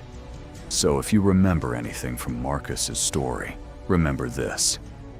Never decide what a person is before you know what happened to them. Never mistake someone's silence for weakness. Never assume dignity disappears just because a crowd refuses to see it. And when the lie is loud, rushed, and confident, look for the small thing still blinking in the corner. Because sometimes justice does not arrive with thunder. Sometimes it arrives as a receipt, a notebook, a witness who finally speaks, and a forgotten camera that refuses to look away. Before anyone knew his name, a soaked stranger walked into the restaurant looking like he might not survive another minute. Do not let him near the tables. Then his strength faded in the middle of lunch, and the room treated his need like something shameful to avoid. Only Naomi moved toward him, not because she was fearless, but because everyone else had chosen distance. Somebody call emergency services now. Naomi saw a human being where everyone else saw trouble, dirt, danger, or an interruption to their lunch. Please, I'm sorry. Kendra Blythe did not ask whether the man was breathing. She only saw him as a stain on her restaurant. Stand up before you make this place look filthy. Naomi had almost nothing left, but she spent her last money, so the stranger would not reach the hospital hungry. Compassion is not in your job description. Take off the apron. You are done here. Use the back door. Even let her leave through the front door. She sent Naomi into the rain like shame belonged to her. The customers who had watched Naomi kneel beside a dying man now watched her lose her job for it. Some looked away. Some looked embarrassed. Some looked relieved that the punishment had not landed on them. Only one person tried to follow her. A busboy named Isaiah, barely 19, took 2 steps forward before Kendra's stare pinned him back in place. He had 2 younger sisters and a mother on disability. Fear did what cruelty always depends on it to do.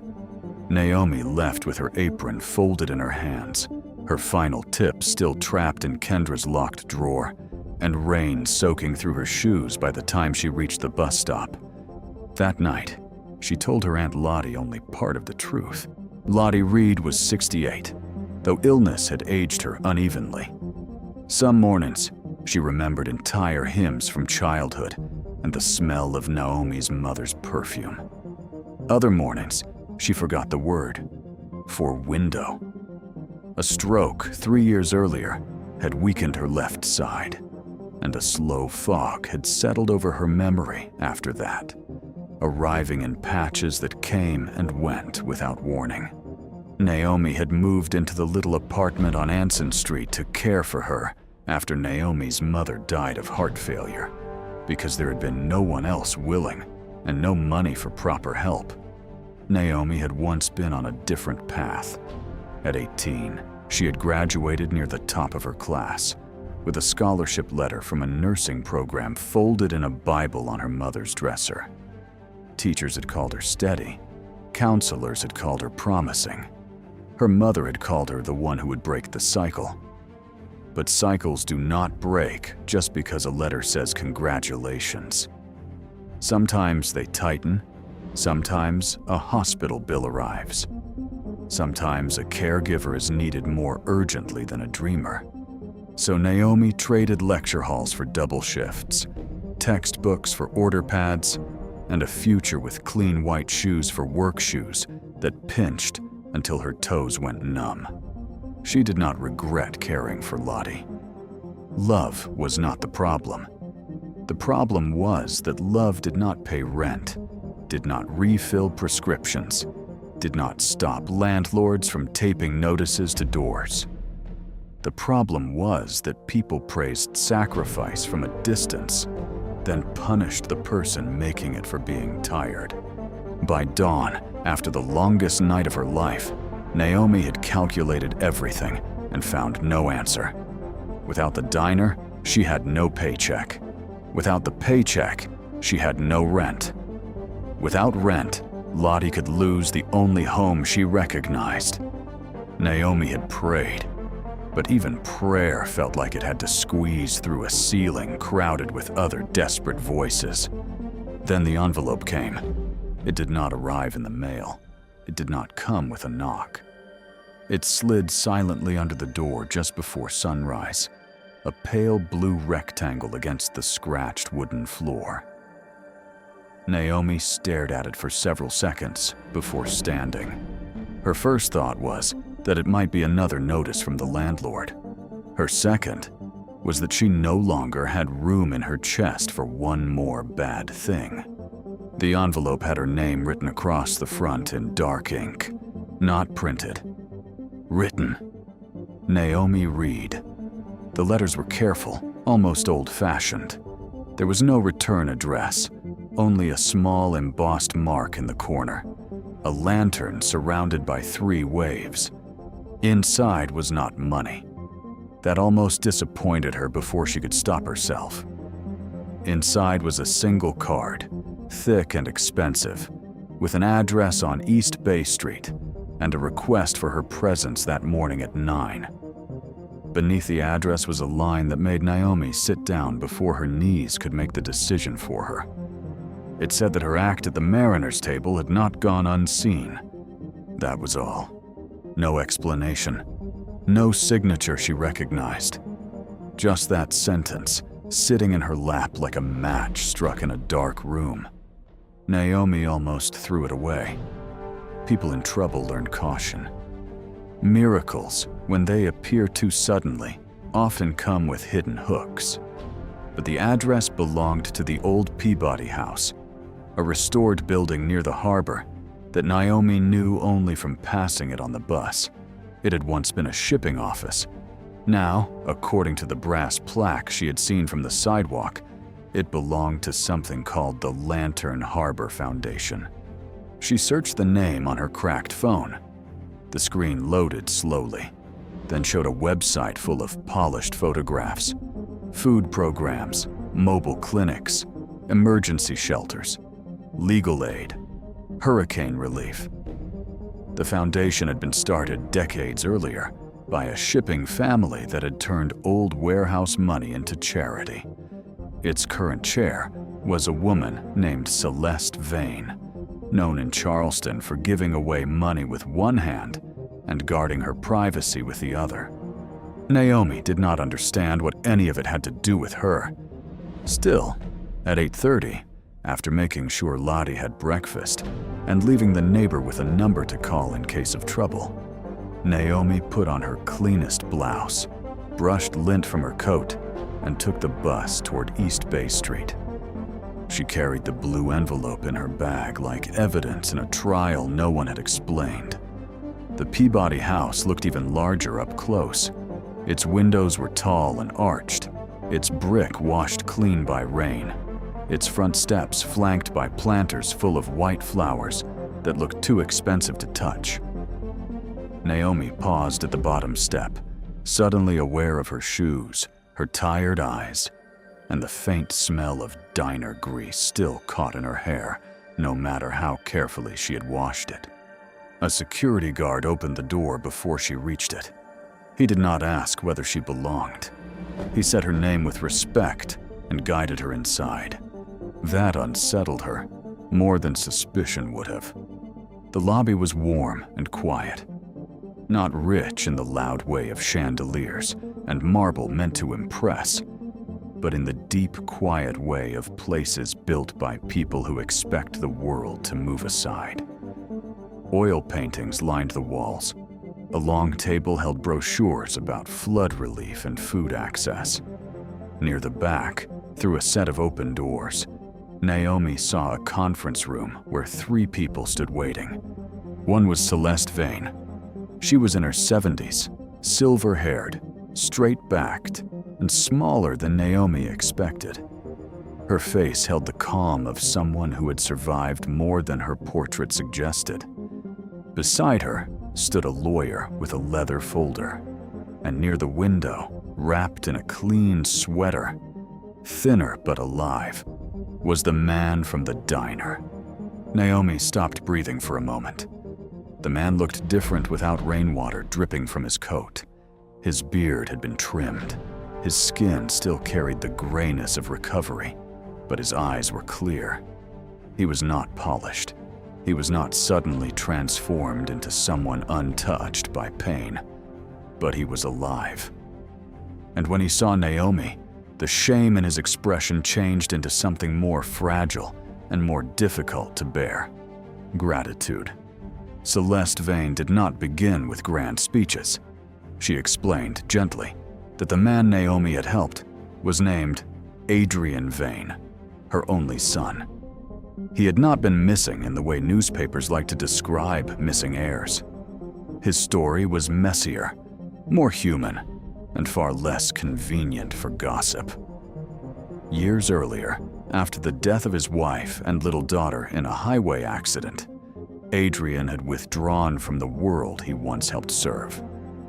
Grief had taken the shape of silence, then isolation, then a long wandering that no family money could easily fix. He had refused interviews. refused board meetings, refused even the name that tied him to wealth. For months, he had been living between shelters, ferry terminals, and hospital waiting rooms, convinced that the comfort of his family was something he no longer deserved. The Foundation had searched for him quietly. Too much publicity could have turned his suffering into entertainment. Too much pressure could have driven him farther away. On the day Naomi found him, Adrian had been trying to reach the Foundation office on foot after losing his medication and his wallet during a storm. He had made it only as far as the mariner's table. Every person in that restaurant had seen a problem. Naomi had seen a person. Celeste made sure Naomi understood that this difference had likely saved Adrian's life. The emergency physician had said another hour in the cold rain, with his blood sugar collapsing and his body weakened, might have ended very differently. The meal Naomi paid for had arrived with the paramedics' paperwork and had become the detail that made everyone at the hospital talk, not because of its cost, but because of what it cost Naomi. Naomi felt heat rise behind her eyes. She tried to say that anyone would have done the same, but even as the thought formed, she knew it was not true. Everyone had been there. Everyone had seen him. Most had chosen distance. Celeste then did something Naomi did not expect. She did not offer a reward in the crude way people sometimes pay for conscience, as if kindness were a lost wallet returned for a fee.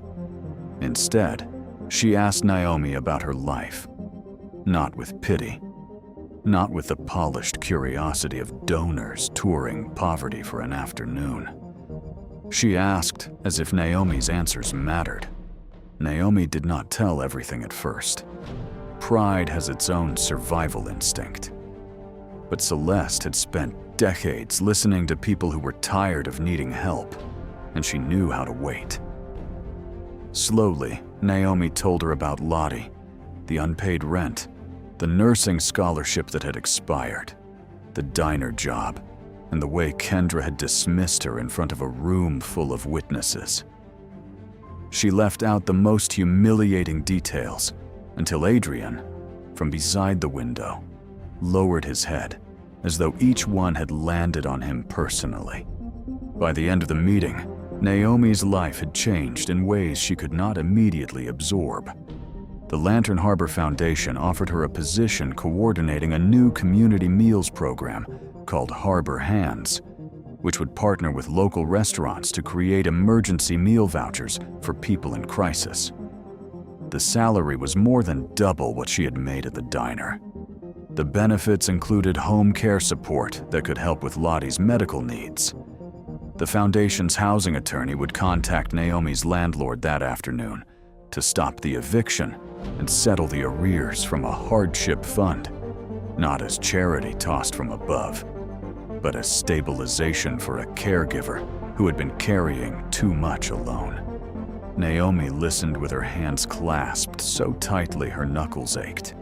She had expected, at most, a thank you note, perhaps a small check, perhaps nothing she could rely on.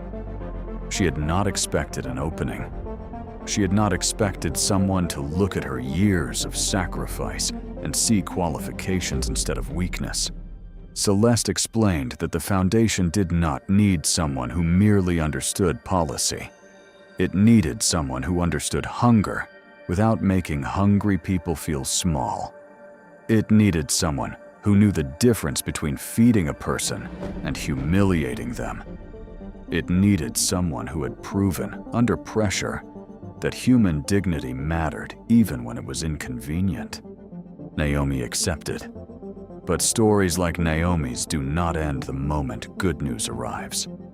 In real life, blessings often disturb the people who benefited from your struggle. And Kendra Blythe had built too much of her little kingdom on Naomi, staying silent, poor, and disposable to accept Naomi's rise quietly. At first, Kendra only heard rumors. A delivery driver mentioned that the waitress she had fired had been seen entering the Peabody house. A former customer called the restaurant, asking whether it was true that the woman who helped the collapsed man now worked for the Lantern Harbor Foundation. Isaiah, trying and failing to hide his smile, told another server that Naomi's rent had been handled and her aunt would get medical support. By closing time, Kendra was no longer angry. She was afraid. Fear is different in people who are used to having power. It does not make them humble. It makes them dangerous. Kendra knew things the staff did not. She knew that for nearly 2 years, she had been skimming from the cash drawer in small amounts that looked like counting errors. She knew she had been marking donated community meals as served, then pocketing the reimbursement money when the owner was away. She knew she had refused hungry people at the door while reporting that the restaurant had participated in local relief efforts. She knew the jar labeled Storm Meal Fund had been emptied by her hand more than once. Its coins and bills treated as a private bonus for the trouble of pretending to care. She also knew Naomi had noticed irregularities. Naomi had never accused her. Naomi had been too busy surviving. But she had asked questions. She had once wondered why a church group's prepaid meal vouchers were missing from the drawer. She had once found a voided receipt under the printer with Kendra's manager code on it. She had once given a free bowl of gumbo to a veteran after Kendra claimed the voucher program had ended, only for Naomi to discover the next week that the program was still active. At the time, Kendra had dismissed the questions as confusion. Now she saw them as threats. By the next morning, Kendra had created a new story. According to her, Naomi had not been fired for helping a stranger. Naomi had been fired after an internal review suggested she had stolen money from the register and used a medical emergency to distract from it. Kendra did not make the accusation loudly at first.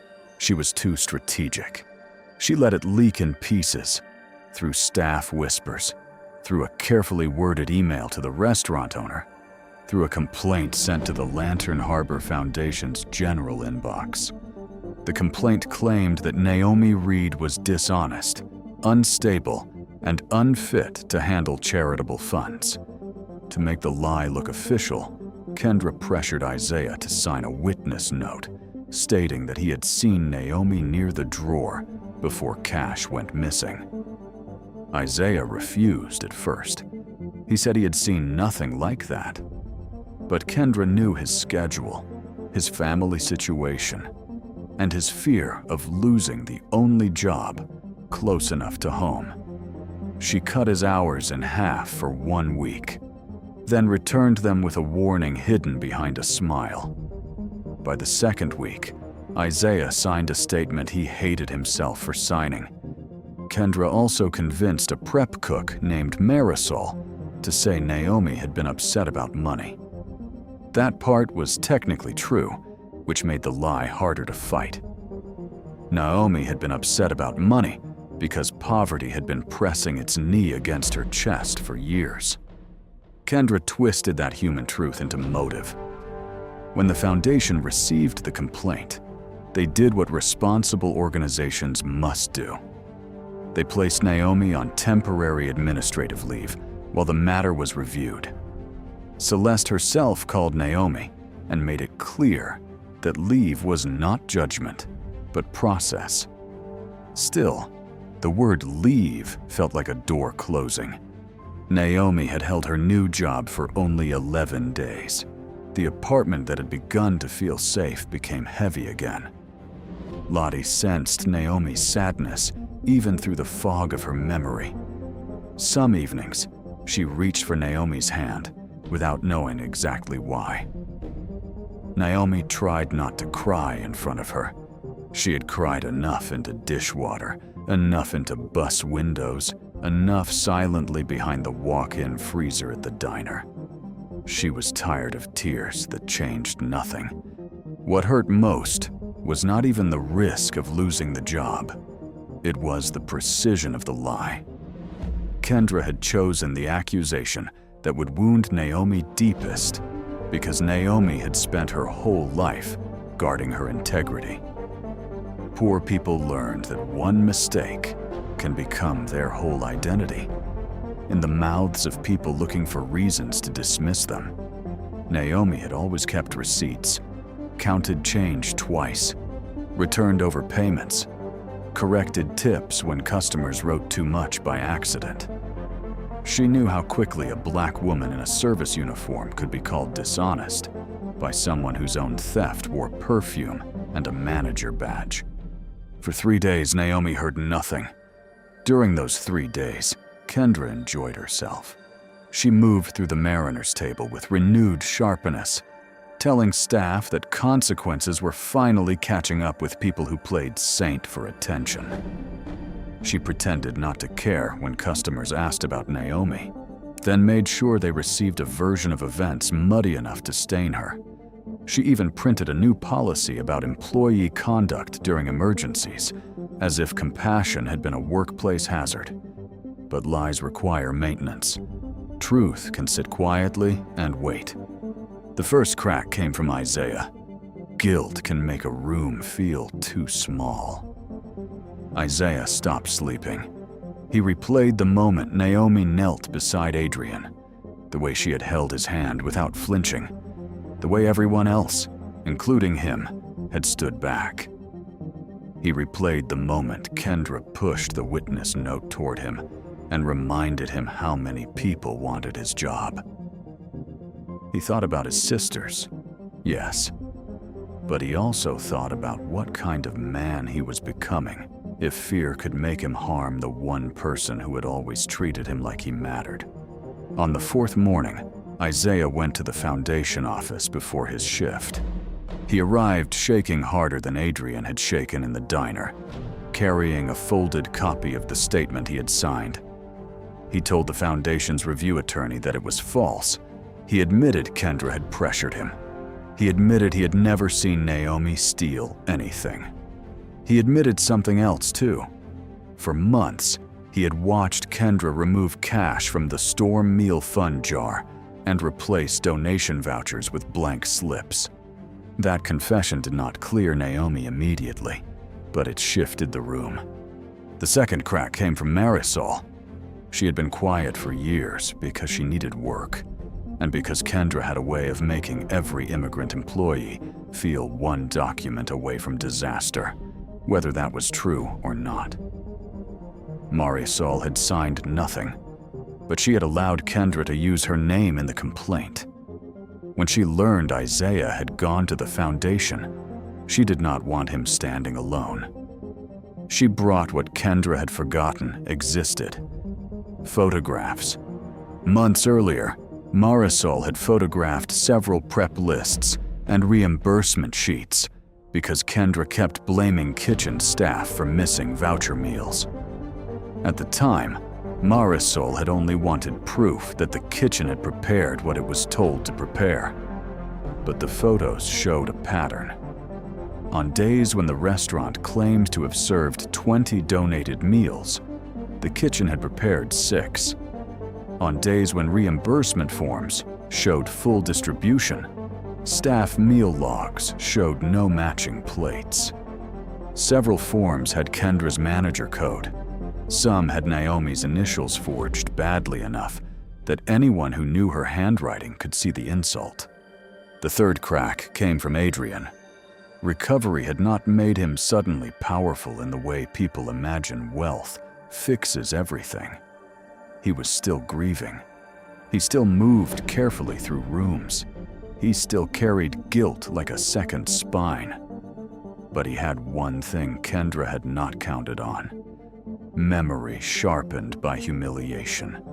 Adrian remembered the man in the navy suit recording him when he fell. He remembered the angle of the phone. He remembered the table.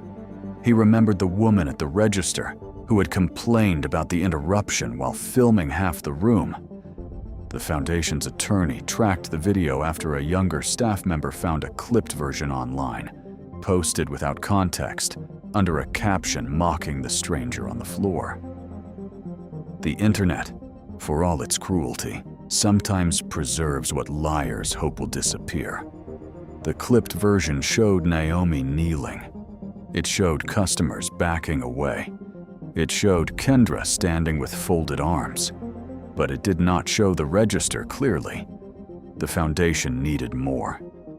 The restaurant's internal cameras, according to Kendra, had malfunctioned that day. The owner, Mr. Harlan Cho, was told the system had overwritten the footage. That should have ended the matter. It did not. Mr. Cho had inherited the mariner's table from his father, who had opened it after serving as a Navy cook. Harlan was not a cruel man, but he was an absent one. And absence in leadership often becomes permission for someone worse to take over. He had trusted Kendra because she kept the restaurant profitable and problems quiet. He had ignored small complaints because he was tired, overextended, and grieving his own divorce. When the Lantern Harbor Foundation contacted him directly, he expected a misunderstanding. Instead, he discovered that his security system had not failed. Kendra had disabled the local storage, but she had forgotten about the backup connected to the insurance provider after a break-in the previous year. The footage wasn't on the restaurant computer. It was in a secure archive she did not know how to erase. Harlan watched it alone first. He watched Naomi serving tables during the rush. He watched Adrian enter, soaked and unsteady. He watched the room recoil. He watched Naomi kneel while Kendra stood back. He watched Naomi ask for emergency help. He watched her pay at the register with her own debit card, not remove money from it. He watched Kendra take Naomi's apron and send her out the side door. Then Harlan kept watching. The archive held more than that day. It held weeks. It held Kendra opening the donation jar after closing. It held her removing envelopes from the voucher drawer. It held her entering manager codes during cash outs, voiding meals that had been paid for by community partners, and slipping bills into the side pocket of her blazer. It held her handing Isaiah the witness note in the storage hallway, pointing toward the schedule board, and making the threat clear even without audio. The truth had not needed to shout. It had needed someone to look. When Naomi was called back to the foundation office, she expected another question, another form, another polite expression from people deciding whether to believe her. Instead, she found Celeste, Adrian, Harlan Cho, Isaiah, Marisol, and the foundation attorney seated around the same conference table where hope had first begun to feel possible. Naomi stood at the doorway, uncertain whether she had entered a trial or a rescue. Celeste did not make her wait. She explained that the accusations had been withdrawn, disproven, and referred for further action. Harlan apologized, with a face so pale, it seemed the shame had drained him. He admitted that his trust in Kendra had allowed harm to grow under his roof. Isaiah cried before he could finish his apology. Marisol kept her eyes lowered until Naomi crossed the room and touched her shoulder. Not because Naomi owed anyone comfort, but because she understood what fear could do to good people trapped under bad authority. Adrian said the least, but his presence said enough. He had been the man on the floor. Now he was one of the reasons the truth was standing. Naomi was cleared fully. Her leave was ended. Her name was restored. But restoration, for someone who has been publicly humiliated, is not simply a letter saying the matter is closed. A lie travels through people. It enters rooms before you do. It sits in the air, waiting to see whether you will defend yourself or shrink. Celeste understood that. So did Harlan. The Mariners' table held a staff meeting the following Monday before opening. This time, Naomi did not enter through the side door. She entered through the front.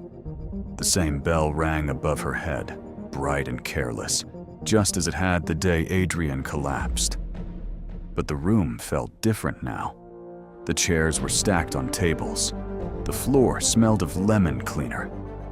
The staff stood near the counter, tense and quiet.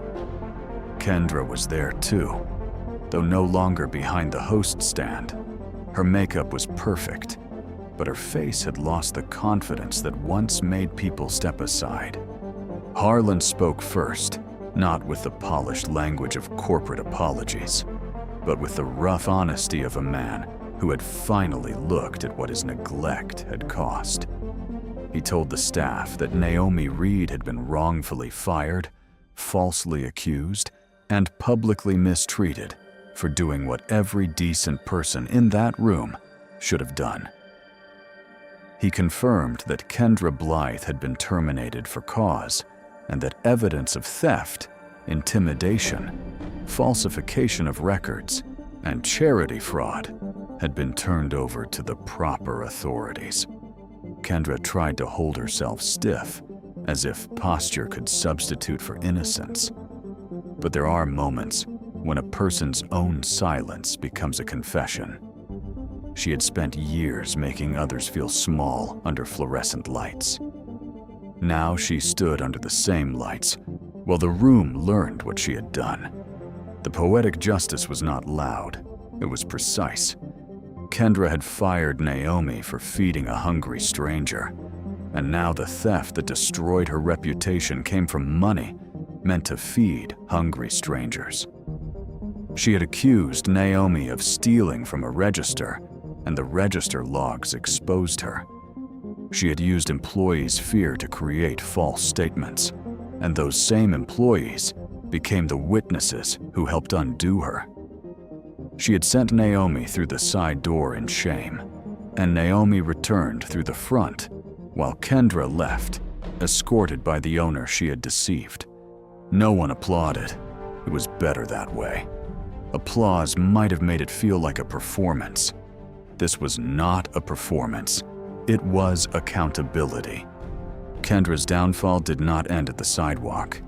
Investigators later found that the stolen voucher funds were larger than anyone first believed. Several small churches had paid the Mariners' Table in advance to provide hot meals during storms, believing their donations had reached people who needed them. Some had not. A veterans group had sponsored meal cards that were quietly canceled in the system. A neighborhood relief fund had been billed for plates never served. Kendra had not merely stolen cash. She had stolen trust from people who gave what little they had to help others. The charges that followed did not make Naomi happy. She was not the kind of person who found joy in someone else's ruin. But she did feel something steadier than happiness. She felt the weight of a foot lifting from her neck. She felt the world, for once, refusing to ask the wounded person to be the only one who pays. Kendra tried to find another management job, but Charleston is smaller than pride imagines. People talk, records travel, references matter. The same polished confidence that once opened doors now raised questions she could not answer. For the first time in years, Kendra had to live without the protection of a title, and without people beneath her to blame. Naomi returned to the Lantern Harbor Foundation the next day, not as a woman rescued by luck, but as someone beginning the work she had been preparing for her whole life without knowing it. Harbor Hand started small. At first, it was only a list of 5 restaurants willing to keep emergency meal cards behind the counter. The cards were simple, with no public label that could embarrass the person using them. A church, a shelter nurse, a bus driver, or a school counselor could request one. The meal would be served without questions, without a speech, without making hunger prove itself worthy. Naomi insisted on that. Hunger had already humiliated people enough. She built the program from memory as much as training. She remembered the mother counting coins under the table. She remembered the veteran turned away over a missing voucher.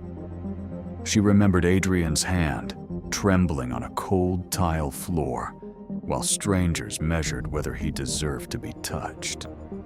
She remembered all the people she had served at the mariners' table who were one bad week away from becoming invisible. Her first major policy was called the warm seat rule.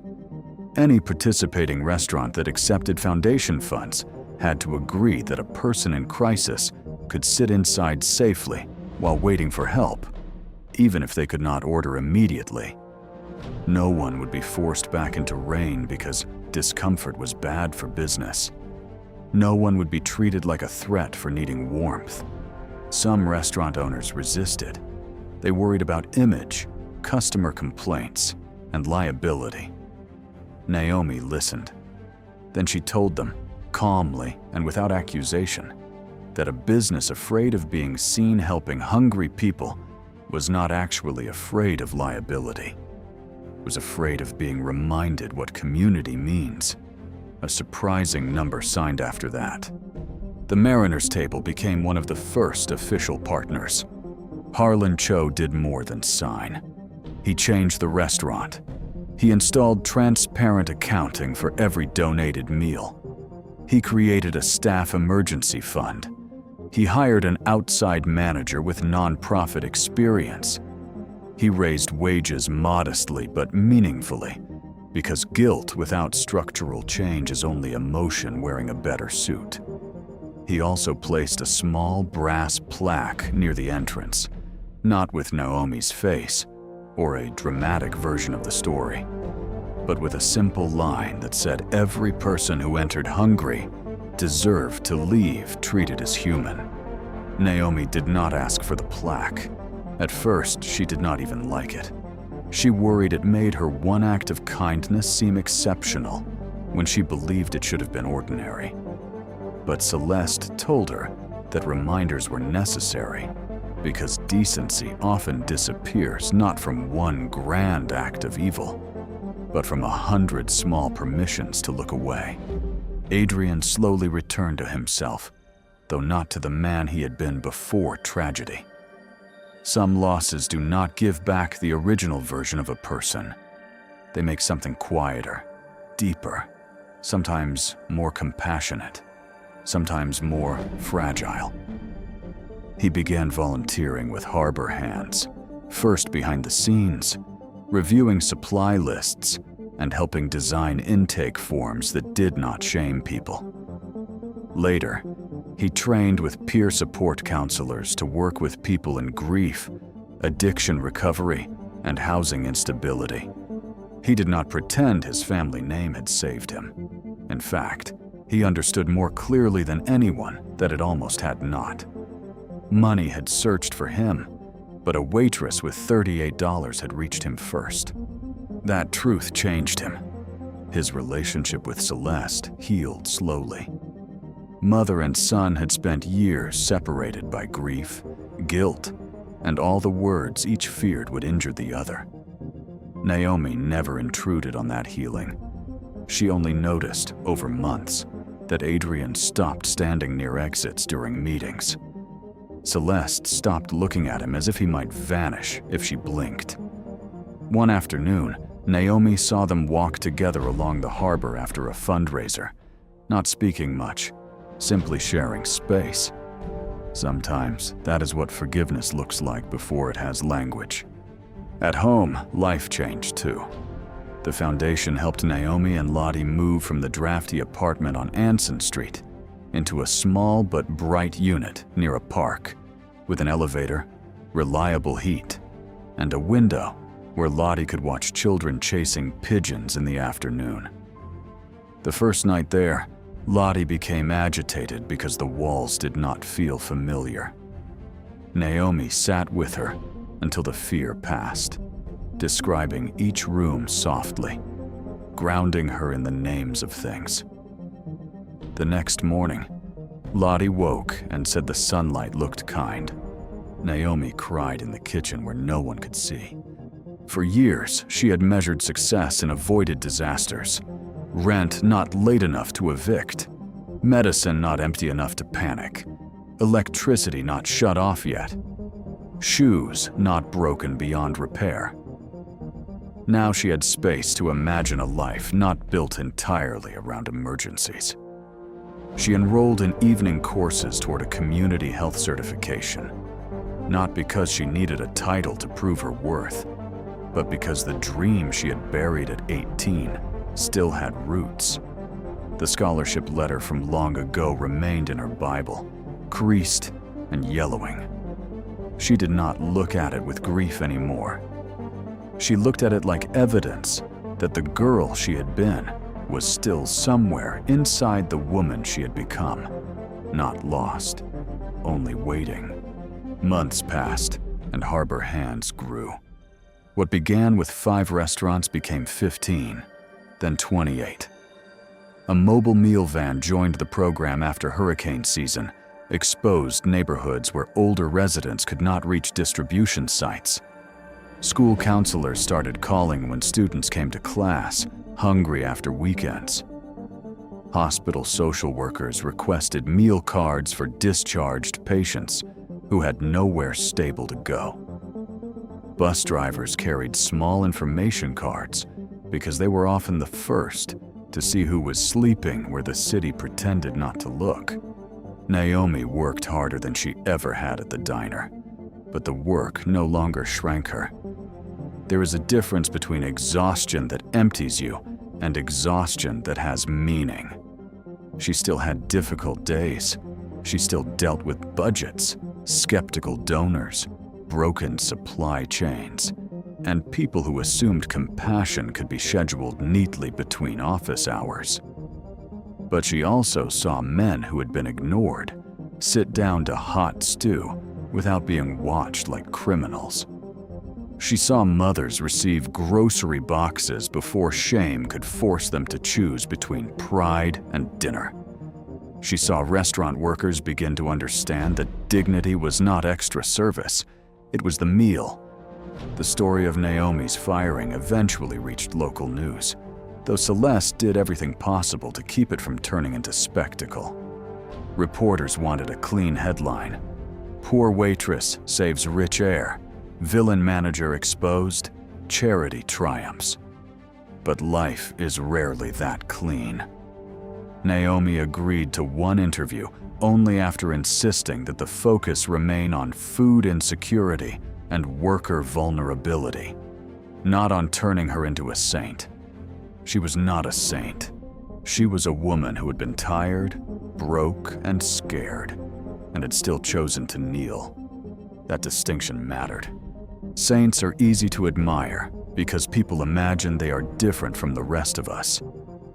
A tired woman choosing mercy with overdue bills in her pocket is much harder to ignore because she removes the excuse that kindness belongs only to people with spare time, spare money, or spotless lives. The interview aired on a Sunday evening. Naomi watched it with Lottie, who understood pieces of it. At one point, Lottie touched the screen when Naomi appeared, then looked at the real Naomi sitting beside her and smiled with sudden recognition. For one clear moment, the fog lifted enough for pride to pass through. Lottie remembered Naomi's mother then. She remembered the hospital. She remembered the little girl who used to line up dolls and pretend to check their temperatures. She remembered enough to tell Naomi, in her own wandering way, that her mother would have been proud. Naomi held that sentence for days. But the most important moment in Naomi's new life did not happen on television. It happened almost 1 year after the firing, on another rainy Tuesday afternoon, at the reopened Mariner's Table. The restaurant was hosting the launch of an expanded Harbor Hands partnership. There were donors, city officials, restaurant workers, shelter coordinators, and a few regular customers who remembered the old days with uncomfortable clarity. The event could have become polished and empty, the kind of gathering where people discuss hunger over catered trays. Naomi refused to let that happen.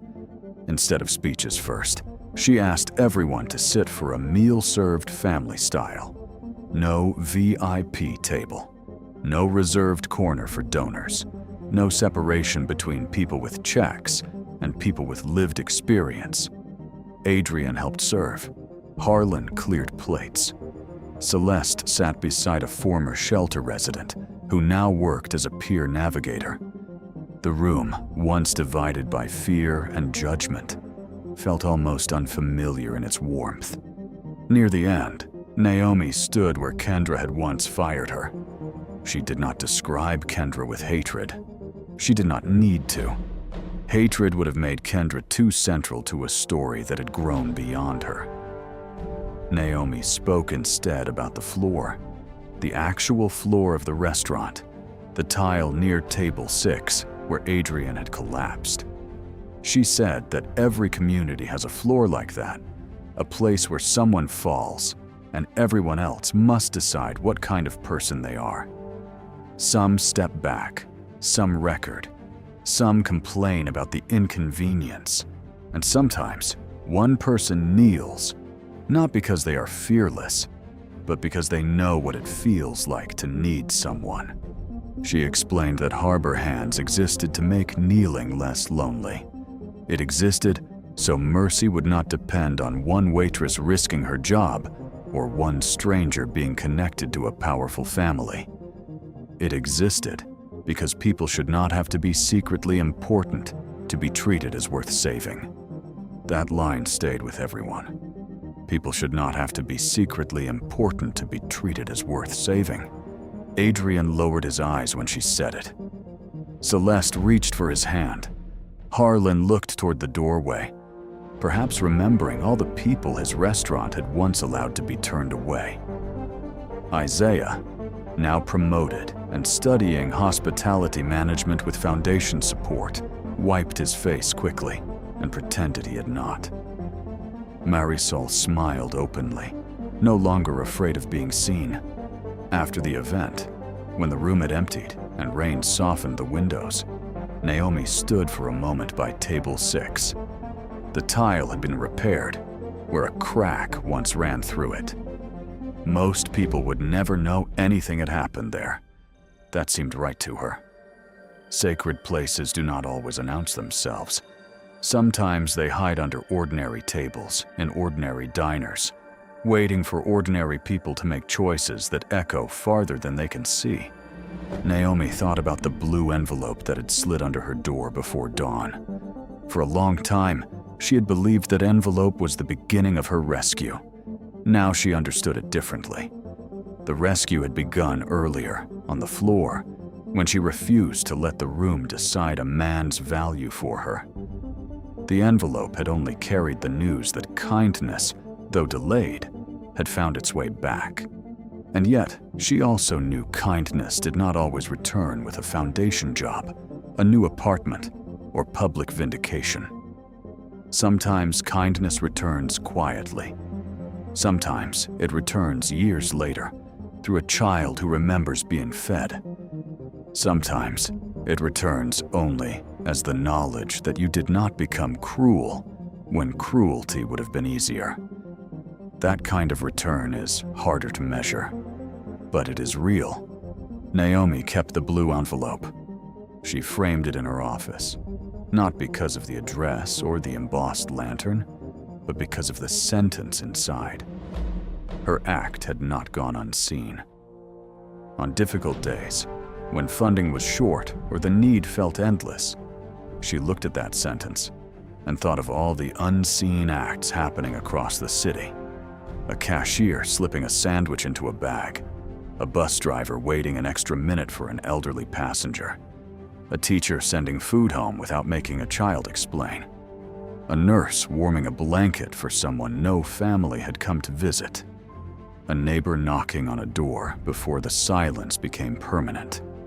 The world is held together by people who do small mercies without witnesses. But Naomi also learned that mercy must become more than a moment. It must become policy. It must become systems. It must become wages, shelters, meal programs, honest records, and leaders who do not leave vulnerable workers at the mercy of petty tyrants. One good person can save a life. A good community can stop that life from falling so far in the first place. Years later, when people asked Naomi why she helped Adrian that day, they expected a dramatic answer. They expected her to say she sensed he was important, or that fate whispered to her, or that she had some grand vision of what would follow. She always disappointed them gently. She explained that she had no idea who he was. She did not see a foundation heir, a lost son, or a future partner in a citywide program. She saw a man on the floor. That was enough.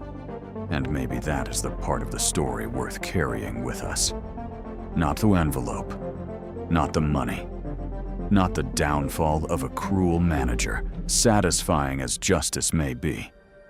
The heart of the story is the moment before reward exists, before witnesses understand, before the world claps, before anyone promises that goodness will be repaid. It is the moment when helping costs something.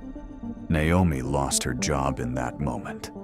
She spent the last of her money in that moment. She was humiliated in that moment, but she kept something Kendra could never steal, even with false statements and forged records. She kept the kind of dignity that does not depend on a title. She kept the kind of courage that survives poverty, grief, and exhaustion. She kept the part of herself that still believed a stranger's life was worth bending down for. Kendra, in the end, lost everything she had tried to protect by refusing to bend. She protected the restaurant's image and destroyed her own. She guarded the cash drawer and exposed her theft. She treated compassion as weakness and discovered too late that compassion had witnesses stronger than fear. That is how justice sometimes works. Not always quickly, not always loudly, but with a patience that follows every hidden thing to its door. So the next time you see someone fall, maybe not on a restaurant floor, maybe not in a way anyone else can see, remember Naomi Reed. Remember the room that stepped back. Remember the woman who knelt. Remember that a person does not become worthy of kindness because they are secretly rich, secretly connected, or secretly important. They are worthy because they are human. And if you believe the world still needs people who choose mercy when no one is clapping, carry that belief into the next ordinary moment. Because somewhere, in a diner, on a bus, in a hospital hallway, under a leaking roof, someone is waiting to find out whether the room will turn away or whether one person will remember what humanity is supposed to look like.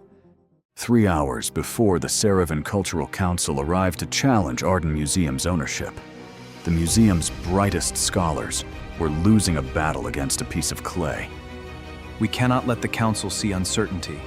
Then a soaked 17-year-old girl walked into the lobby, carrying a torn backpack and a volunteer application. Her name was Nadia Reyes. Are you here for the shelter referral program? Nadia shook her head. She had not come to ask for help. She had seen a flyer and came to apply as a volunteer. No, I saw a flyer and came to apply as a volunteer.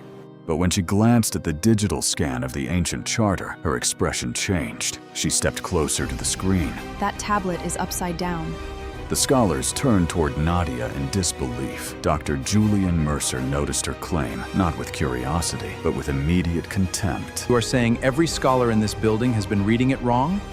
Dr. Mercer asked where exactly she had learned to read a language trained experts had struggled with for years. And where exactly did you learn what trained experts could not? Nadia tightened her grip on her backpack. Then she answered that her mother had taught her everything she knew. My mother taught me. Then Nadia looked directly at Mercer and said the name he had hoped never to hear again, Elena Reyes. Elena Reyes. For the first time that morning, Dr. Julian Mercer looked afraid. The lobby became so quiet that Nadia could hear rain striking the windows. Mercer called Elena a former employee who had worked briefly as a restoration technician, trying to make Nadia's mother sound insignificant. Your mother worked here briefly. That is all. Nadia said the writing was not meant to be read from left to right, and that the marks along the edge were directional guides. Those marks are not cracks. They tell you where to begin. Nadia explained that the sentence began at the border and curved inward. Her mother had given that route a name Mercer clearly recognized. My mother called it the Guardian's Path. My mother called it the Guardian's Path, Nadia said. The phrase landed heavily. Mercer's expression tightened before he could stop it. The Guardian's Path. It was not a phrase a teenager would have invented. It was not something she could have guessed from a quick glance at the screen. Elena had used those exact words in her notes. They had appeared in the report Mercer had hoped would disappear forever. The junior scholars gathered closer to the monitor. One enlarged the lower border.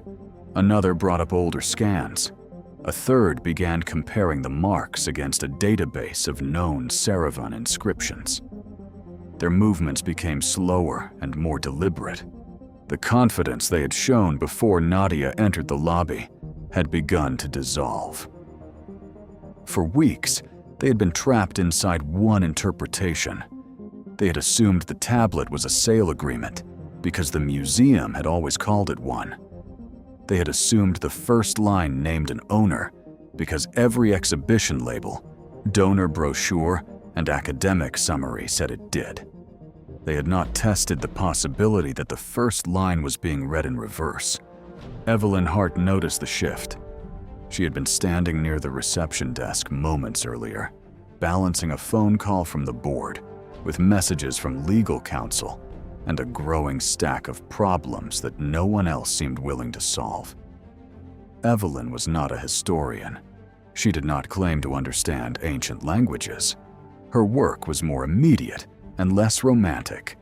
She managed budgets, staff conflicts, insurance concerns, donors, building permits, public relations disasters, and the 1,000 small emergencies that kept Arden Museum functioning. But she understood risk, and the silence around the research screen was beginning to sound like risk. She ended her call and stepped closer. Her eyes moved from the tablet to Nadia, then from Nadia to Mercer. She asked whether the reading direction had ever been tested using the border marks as guides. No one answered immediately. That hesitation mattered. Mercer stepped in before the silence became too revealing. He said the team had examined all reasonable possibilities. He reminded Evelyn that the document had been studied by senior experts from several institutions. He warned that a museum facing an international legal challenge could not allow an unverified theory to disrupt months of preparation. He sounded calm, but he was speaking too quickly. Nadia saw it. Owen Blake saw it too. Owen was the security guard who had opened the side entrance for Nadia less than an hour earlier. At first, he had thought she had come inside to get out of the rain. Her jacket was old, her shoes were soaked, and the backpack on her shoulder looked as though it had been repaired more times than most people repaired anything. He had almost sent her away. Now he stood near the edge of the lobby, watching the museum's most respected scholar become unsettled by a phrase from an old notebook. Owen did not know the difference between a trade agreement and a custodial covenant. He did not understand Saravan grammar or ancient border signs, but he knew how people behaved when they were trying to hide fear beneath authority. Nadia continued before Mercer could close the conversation. She explained that the opening symbols did not appear to describe a sale. The grammar was wrong for that. If the border marks were followed, the first sequence became a declaration of protection The document seemed to describe an object placed into another party's care. It sounded less like ownership and more like responsibility. That difference changed everything. A sale would mean Arden Museum had a legal claim to the relic connected to the charter. A guardianship agreement would mean the museum had only been trusted with it. And if that trust came with conditions, the museum could lose much more than an artifact. It could lose the story it had told the world for generations. The Saravan Cultural Council had spent years arguing exactly that. Their historians believed the relic had never been sold. Their legal advisors believed the museum's claim rested on a mistranslation. Their community had watched as an object tied to their own history, ceremonies, and ancestors became a centerpiece in a foreign institution. The council was not coming to Arden Museum for a polite visit. They were coming to demand answers. Mercer knew that better than anyone. He also knew that if Nadia's interpretation was correct, the charter could become evidence against him. He tried to dismiss her without appearing cruel. He said that ancient texts were filled with ambiguity. He suggested that memories of a parent's research could become distorted over time. He described Nadia's observations as interesting, but incomplete, the kind of thing that should be left to trained professionals. To anyone who did not know him, it might have sounded reasonable, but Nadia heard the message beneath it. You do not belong in this room. You do not understand what you are touching. You should be grateful that we are even listening. For a moment, she felt the old instinct disappear. She had felt it in school when teachers saw the name of the youth shelter on her records. She had felt it at social service offices when adults spoke over her as though she were a problem waiting to be processed. She had felt it at job interviews when people looked at her carefully repaired shoes and decided not to ask another question. Her mother had once told her that poor people were often expected to be grateful just for being allowed inside a room. But Elena had also told her something else. When someone becomes uncomfortable because of a question, that question is usually worth asking. Nadia opened her backpack. Inside was an old leather notebook. The cover had cracked at the corners. Several pages were held together by faded thread. The notebook had traveled with Nadia through every difficult year after her mother died. It had survived moves, shelters, temporary rooms, donated furniture, and nights when Nadia slept with it beneath her pillow because she was afraid someone might take it. To anyone else, it was only a worn book. To Nadia, it was the closest thing she had to hearing her mother's voice again. She opened it carefully. The pages were filled with copied symbols, restoration sketches, arrows, questions, and notes written in Elena Reyes's neat, steady handwriting. Some of the pages showed the Saravan Charter from different angles. Others contained close studies of the border marks. One page held a rough drawing of a narrow triangular fragment, its edges covered with small symbols. Near the bottom, Elena had written 3 words. "Third fragment missing." Mercer saw the page, and this time his reaction was impossible to miss. His face did not collapse. He did not confess. He did not make the kind of mistake people made in dramatic stories when fear became too large to hide. Instead, he went still. For a man like Mercer, stillness was more revealing than panic. Owen saw it first. Evelyn saw it next. The junior scholars looked from the notebook to Mercer, unsure why a few handwritten words had changed the entire mood of the room. Nadia explained that her mother had always believed the charter was incomplete. The main tablet contained the beginning and central terms of the agreement, but not the final condition. Without that ending, the document could be interpreted in ways that benefited the people holding it. But Elena had believed a third fragment existed, and she had believed it contained the part that mattered most. Mercer dismissed the notebook as private material with no official authority. He said that scattered notes and old sketches could not be treated as evidence. Then he turned toward Owen and instructed him to escort Nadia out of the museum. The command was quiet, direct, and final. It was the kind of order Mercer had given many times before. Most people obeyed him because they knew what happened when they did not. Careers could stall, invitations could disappear, research funding could dry up. A single bad impression from the head of a department could follow a person for years. But Owen did not move. He had spent most of his working life following instructions. Security work taught people to respect procedure. You checked badges, you followed the chain of command, you kept order.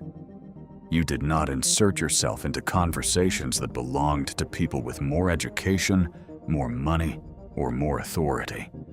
But as Owen looked at Nadia holding her mother's notebook, he understood that this was not about procedure. It was about whether someone with less power deserved to be heard. "I think we should verify her claim first," he said. The sentence was simple, but it changed the room. Mercer turned toward him with open irritation. A security guard was not supposed to interrupt an academic dispute. He was supposed to stand near the door and remain invisible. Owen did not look away. Evelyn made the decision before Mercer could respond. She said Nadia would stay. No one would remove her from the building. No documents connected to Elena Reyes would be taken out of the museum. And no final presentation would be given to the Cerevan Council until the old research records had been reviewed. Mercer tried to protest. Evelyn stopped him. She took the notebook from Nadia and studied the sketch of the triangular fragment. The shape appeared to fit along the lower edge of the Cerevan Charter. Elena's handwriting was old, but the detail was precise. This was not the careless scribbling of someone guessing at a mystery. It was the work of a person who had spent long hours looking at something everyone else had ignored. Then another folded page slipped from the notebook. It fell onto the marble floor. Owen bent down and picked it up. The paper had yellowed with age. Most of it had been torn away, leaving only the bottom section intact. But that was enough. At the lower edge was a red administrative note. Further review suspended pending departmental authorization. Below it was a signature, Dr. Julian Mercer. Owen handed the page to Evelyn. She read it once, then again. Mercer said the report had been preliminary. He said Elena had raised questions that could not be proven at the time. He said the department had been under pressure. The evidence had been incomplete, and the suspension had been a normal professional decision. But his explanation did not answer the real question. Why had the review been suspended instead of completed? Why had the final pages gone missing? Why had the museum continued to present the charter as proof of ownership after one of its own researchers raised doubts? And why had Mercer reacted with fear when Nadia mentioned the third fragment? Evelyn looked at the old note in her hand. Then she asked Owen to take Nadia to the archive room beneath the museum. The archive was not part of the public Arden Museum. Visitors saw marble floors, bright galleries, climate-controlled display cases, and carefully chosen labels. The archive was where the less polished history lived. It sat below the galleries behind gray doors and narrow corridors. Metal shelves held old photographs, personnel files, maintenance records, restoration logs, rejected reports, and documents that had not been touched in years. It smelled of dust, paper, cardboard, and cold metal. For Nadia, it felt strangely familiar. Her mother had once worked in rooms like that. Not under gallery lights, not beside wealthy donors. In spaces where people handled broken objects, sorted fragments, and tried to restore what time had damaged. Owen switched on the lights. Rows of shelves stretched ahead of them. At first, Nadia found only small traces of Elena. Her name appeared in old staff rosters, payroll forms, inventory lists, and repair schedules. She was described as a technician, an assistant, a support employee. Never a researcher. Never a contributor. Never someone who had asked questions important enough to threaten the museum's official story. The absence hurt more than Nadia expected. It was one thing to know that her mother had been dismissed. It was another to see how completely her work had been erased. Owen searched through boxes marked with old project names. Nadia moved slowly between cabinets, checking dates and labels. The Saravan Charter had been studied in several phases over the years. The museum had recorded every restoration material, every temperature change, every crack, every photograph. Yet somehow, the final fragment had vanished from the story. Then Nadia found a photograph. It had been taken during an excavation exhibit opening 12 years earlier. Dr. Mercer stood near the center, younger but instantly recognizable, smiling beside donors, visiting scholars, and senior museum officials. Near the edge of the picture, almost cut off by the frame, stood Elena Reyes. She was holding a padded tray. On the tray were several clay fragments. One of them was narrow and triangular. Nadia placed the photograph beside the sketch from her mother's notebook. The shapes matched. The third fragment had existed. It had been found with the charter, and at some point, it had been removed from the official record.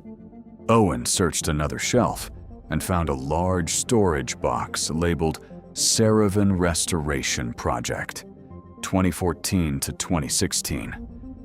Inside were folders of condition reports, photographs, correspondence, and maintenance forms. Several gaps appeared where files should have been. Empty spaces between folders suggested that someone had removed documents long ago. But at the bottom of the box, beneath a stack of old storage logs, Owen found an envelope. Elena Reyes's handwriting covered the front. Nadia stared at it for several seconds before touching it. The envelope had survived 12 years in the museum's basement. It had survived staff changes, renovations, storage moves, and whatever effort had been made to erase Elena's work. Somehow, it had remained hidden among files no one thought important enough to destroy. Inside was a partial report. The first page carried Elena's name. The second page described the same border marks Nadia had identified in the lobby. The third page argued that the charter might be a custodial agreement rather than a transfer of ownership. The fourth page mentioned a detached fragment that could contain the final condition of the covenant. And at the bottom, in the same red ink, was the same instruction. Further review suspended. Nadia read the pages again and again. The words were not dramatic. Elena had not written with anger. She had written carefully, professionally, and with the restraint of someone who knew that evidence mattered more than emotion. But between the lines, Nadia could see her mother's loneliness. Elena had been right. She had known something was wrong. She had tried to tell people with the authority to investigate. And someone had made sure the investigation stopped. Nadia thought about the last years of her mother's life. After losing her job at Arden Museum, Elena had taken whatever work she could find. She restored damaged books for a small shop across town. She cleaned offices at night. She repaired old furniture. She translated simple letters and labels for community groups. She never returned to academic conferences. She never received another museum position. She became quieter, more tired, and more careful about what she said. But she never stopped studying. Some nights, Nadia would wake up and see light beneath the kitchen door. Her mother would be sitting at the table with a cup of cold tea, copying symbols into the leather notebook. She had never spoken much about Mercer. She had never explained exactly why she had been forced out. But once, when Nadia was still young, she had asked why her mother kept working on something that had already caused so much pain. Elena had looked up from the page and said, "The truth does not stop being true, just because powerful people are tired of hearing it." Nadia had been too young to understand. Standing in the archive room with the report in her hands, she understood at last. Evelyn arrived a few minutes later. She had been trying to keep the museum from falling apart upstairs. The Saravan Council's cars had already been seen outside. Board members were gathering in the reception hall. The legal team had asked for an update. Donors were beginning to notice that the scheduled presentation had been delayed. But when Evelyn read Elena's report, the urgent noise of the building seemed to fade. She read it once as an administrator looking for liability. Then she read it again as a person trying to understand how an institution had allowed one woman's work to disappear. The report was not reckless. It was not speculative in the careless sense Mercer had claimed. Elena had documented her observations. She had included comparative references. She had outlined what needed to be tested. She had not demanded that the museum surrender the relic immediately. She had simply asked for the truth to be examined. Evelyn looked at Nadia. For the first time that day, Nadia was no longer an unwanted visitor, a shelter girl, or an inconvenience at the worst possible moment. She was the only person in the building carrying evidence everyone else had ignored. A message came through Evelyn's phone.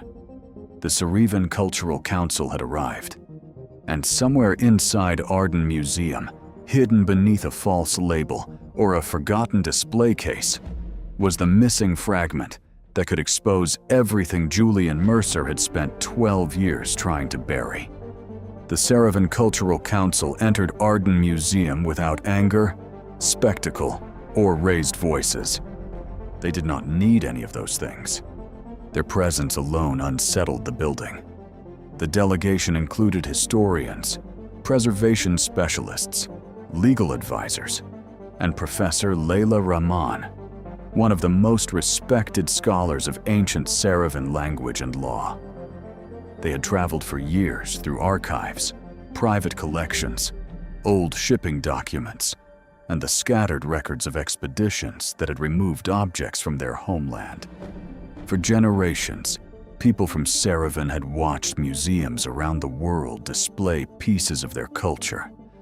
Sacred objects had been taken from temples, burial sites, family archives, and ceremonial grounds. They had been transported across oceans, assigned new catalog numbers, placed beneath foreign lighting, and described in languages their creators would never have recognized. The world often called that preservation, but preservation without consent could become another form of theft. The Saravan Council had come to Arden Museum because the charter mattered. It was not only a tablet, it was the legal memory of an agreement made during a time of violence and uncertainty. The relic connected to it had been treated as a trophy by the museum, but to the Saravan people, it was something else entirely. It represented continuity. It represented survival. It represented a promise made by their ancestors that no institution had the right to rewrite. Dr. Mercer greeted the delegation in the reception hall with the calm professionalism that had made him famous. His voice was smooth. His posture was controlled. He intended to lead them into the presentation room, show them the museum's official interpretation, and reassure the board that everything remained under control. But Evelyn interrupted before the briefing could begin. She informed the council that new archival material had been discovered and that the museum could not ethically present a final translation until the evidence had been reviewed. Mercer's frustration appeared only briefly. To most people, he still looked composed. But Layla Rahman noticed. She had spent decades working with scholars, collectors, politicians, and museum leaders. She knew the difference between uncertainty and concealment. She knew when a person was trying to protect truth and when a person was trying to protect a reputation.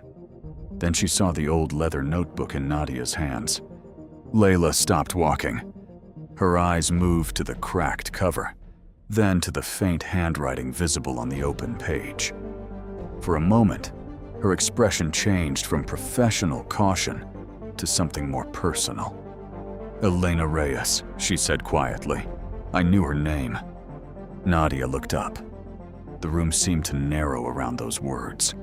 Years earlier, before Elena had been forced out of Arden Museum, she had contacted Professor Layla Rahman. Elena had asked questions about the structure of old Saravan custodial agreements. She had sent a short letter describing the border marks on the charter. Layla had replied with several sources and asked for more photographs. Then the correspondence stopped. Layla had never known why. She had assumed Elena had been discouraged. She had assumed the museum had chosen a different direction. She had assumed, as people often assumed when someone disappeared quietly from an institution, that the person must have made a mistake. Now, seeing Nadia, the notebook, and the partial report, Layla understood what had really happened. Elena had been silenced.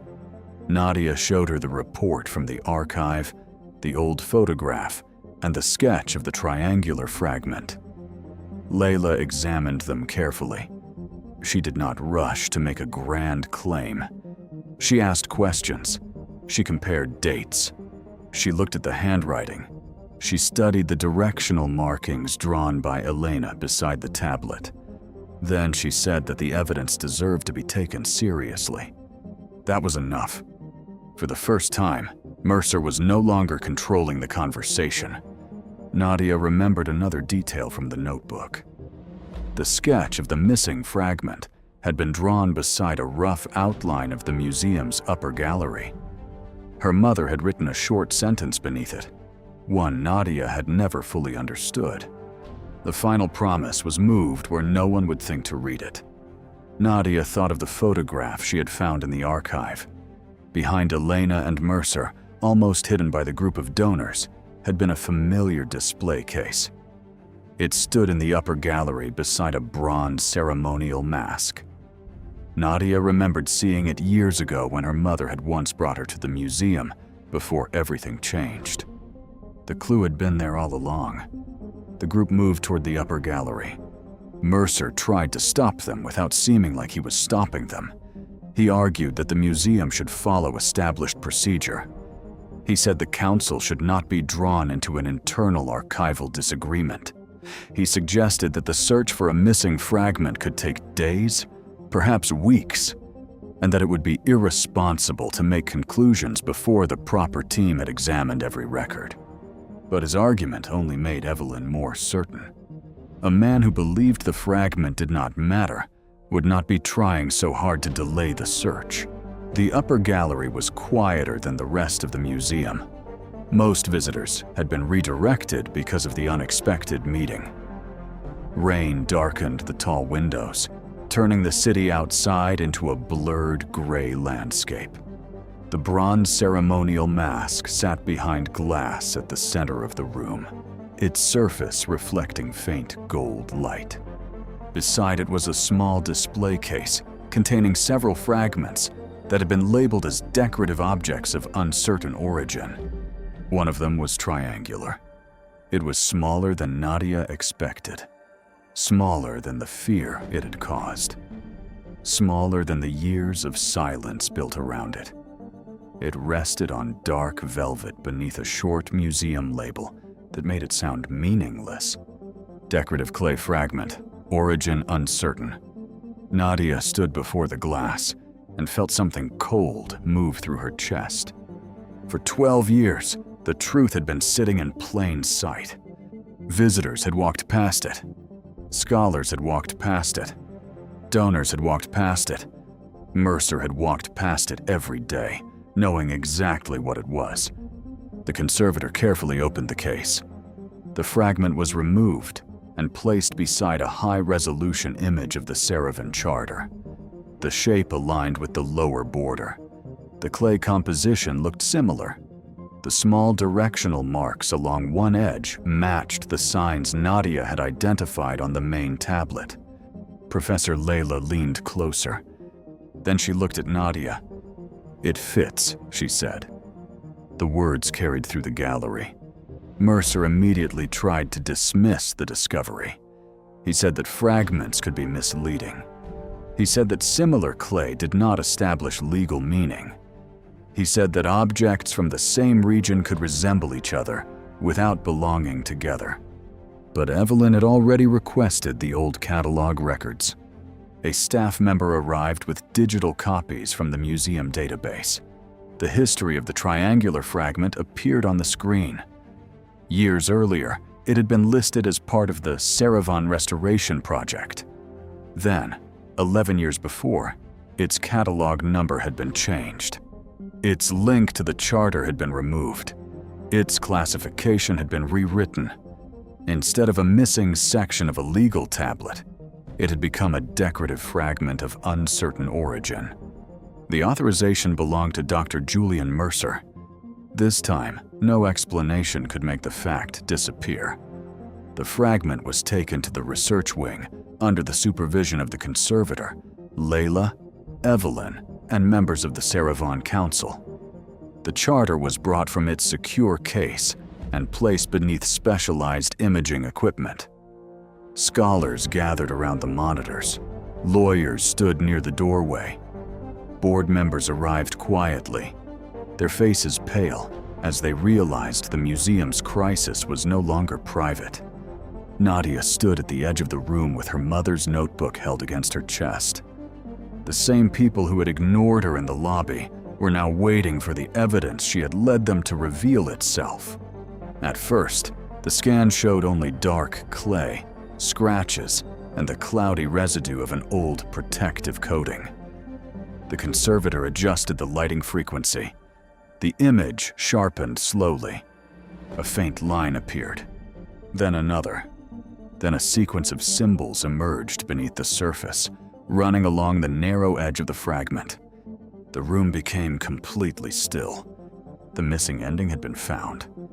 Professor Layla did not translate immediately. She examined the image with care.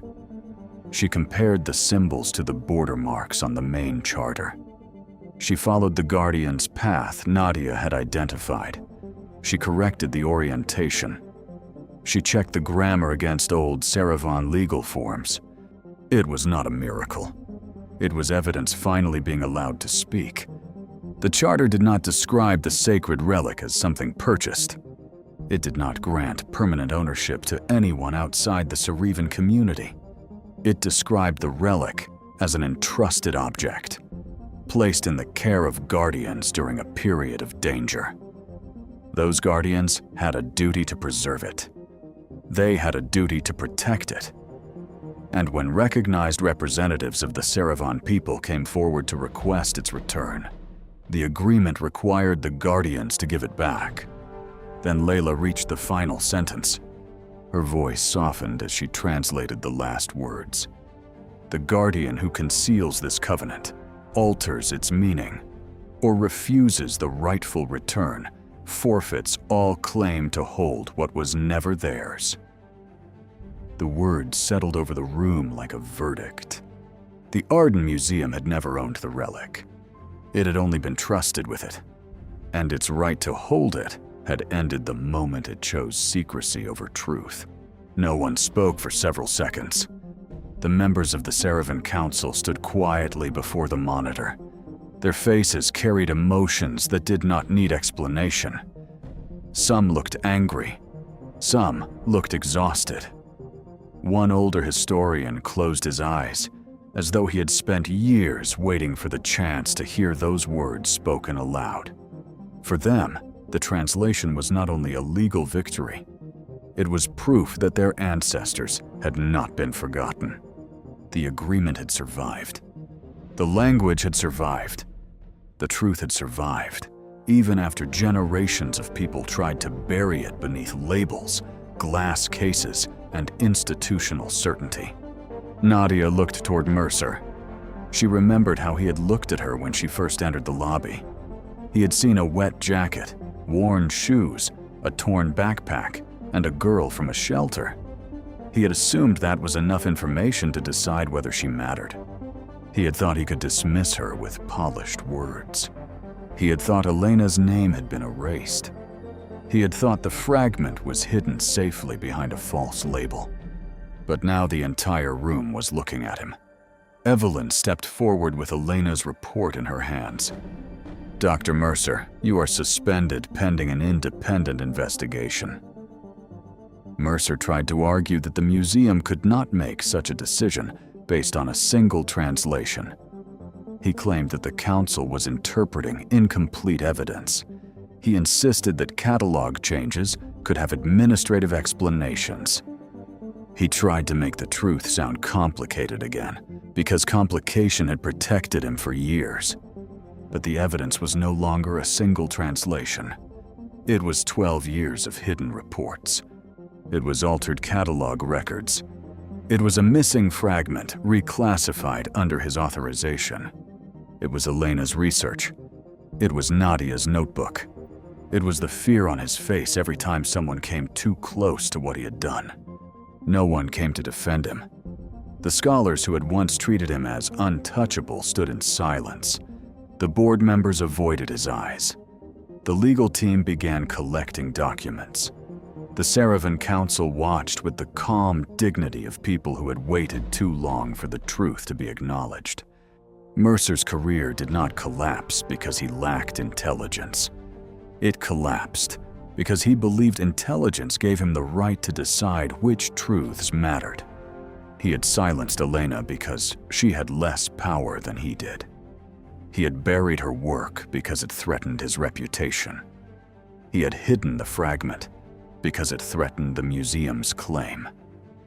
And he had dismissed Nadia because he believed a girl from a shelter could never challenge a man with titles, money, and influence. But the truth had returned through the daughter of the woman he tried to erase. The investigation that followed was larger than anyone expected. Arden Museum announced a complete independent review of the Saravan collection. The sacred relic was removed from public display and placed under joint care, while arrangements were made for its return. The museum agreed to work with the Saravan Cultural Council to review every artifact connected to the original expedition. More documents were found in the weeks that followed. There were internal emails showing that Mercer had discouraged staff from revisiting Elena's work. There were catalog revisions with no proper explanation. There were notes from meetings where concerns about ownership had been minimized because donors had invested heavily in the Saravan exhibit. Mercer had not acted alone in every decision, but he had been the person with the power to make silence look official. His suspension became permanent. His academic appointments were reviewed. His published work was questioned. The museum removed his name from several public materials while the investigation continued. The punishment was not dramatic in the way people expected from stories. There was no public shouting. No one dragged him through the lobby. No one needed to. The truth did something more lasting. It took away the authority he had used to control others. The museum issued a public correction. Elena Reyes's name was restored to the official history of the Saravan Charter. Her report was digitized, preserved, and acknowledged as the first internal research to identify the document as a custodial covenant rather than a transfer of ownership. For years, her work had existed only in a worn notebook and a hidden envelope. Now it became part of the record. A research grant was created in Elena Reyes's name for young people from underrepresented communities who wanted to study history, languages, preservation, archaeology, and cultural heritage. The museum's board did not create the grant because it could erase the past. Nothing could do that. They created it because the future had to become different. Nadia did not become rich overnight. She did not suddenly appear on magazine covers or receive a perfect new life from strangers who had ignored her before. That would not have been honest.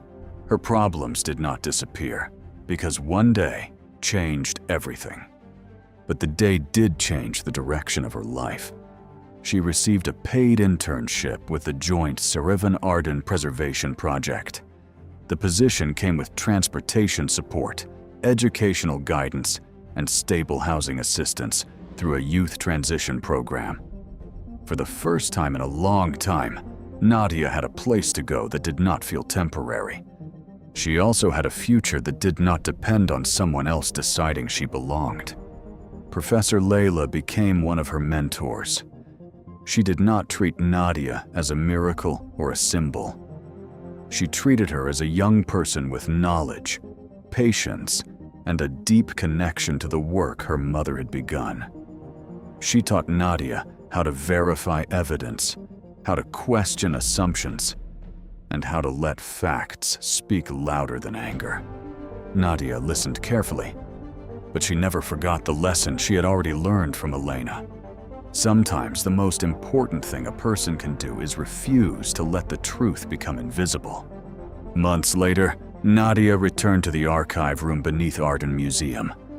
The room still smelled of dust, paper, and old metal shelves, but it no longer felt like a place where forgotten stories were buried. A new workstation had been set up near the window. There were digitization tools, preservation folders, and neatly labeled boxes waiting to be cataloged. Nadia entered with her own identification badge. This time, she did not come through the side door hoping someone would let her stay. She belonged there. On her desk sat her mother's old leather notebook beside a new archival folder. The label read, Elena Reyes Collection. Nadia opened the notebook to the first page. There, in faded handwriting, was a sentence her mother had written years before. The truth is often hidden in the part everyone else ignores. For years, Nadia had thought those words were only about old symbols and forgotten documents. Now she understood that they were about people too. They were about the quiet worker no one bothered to credit.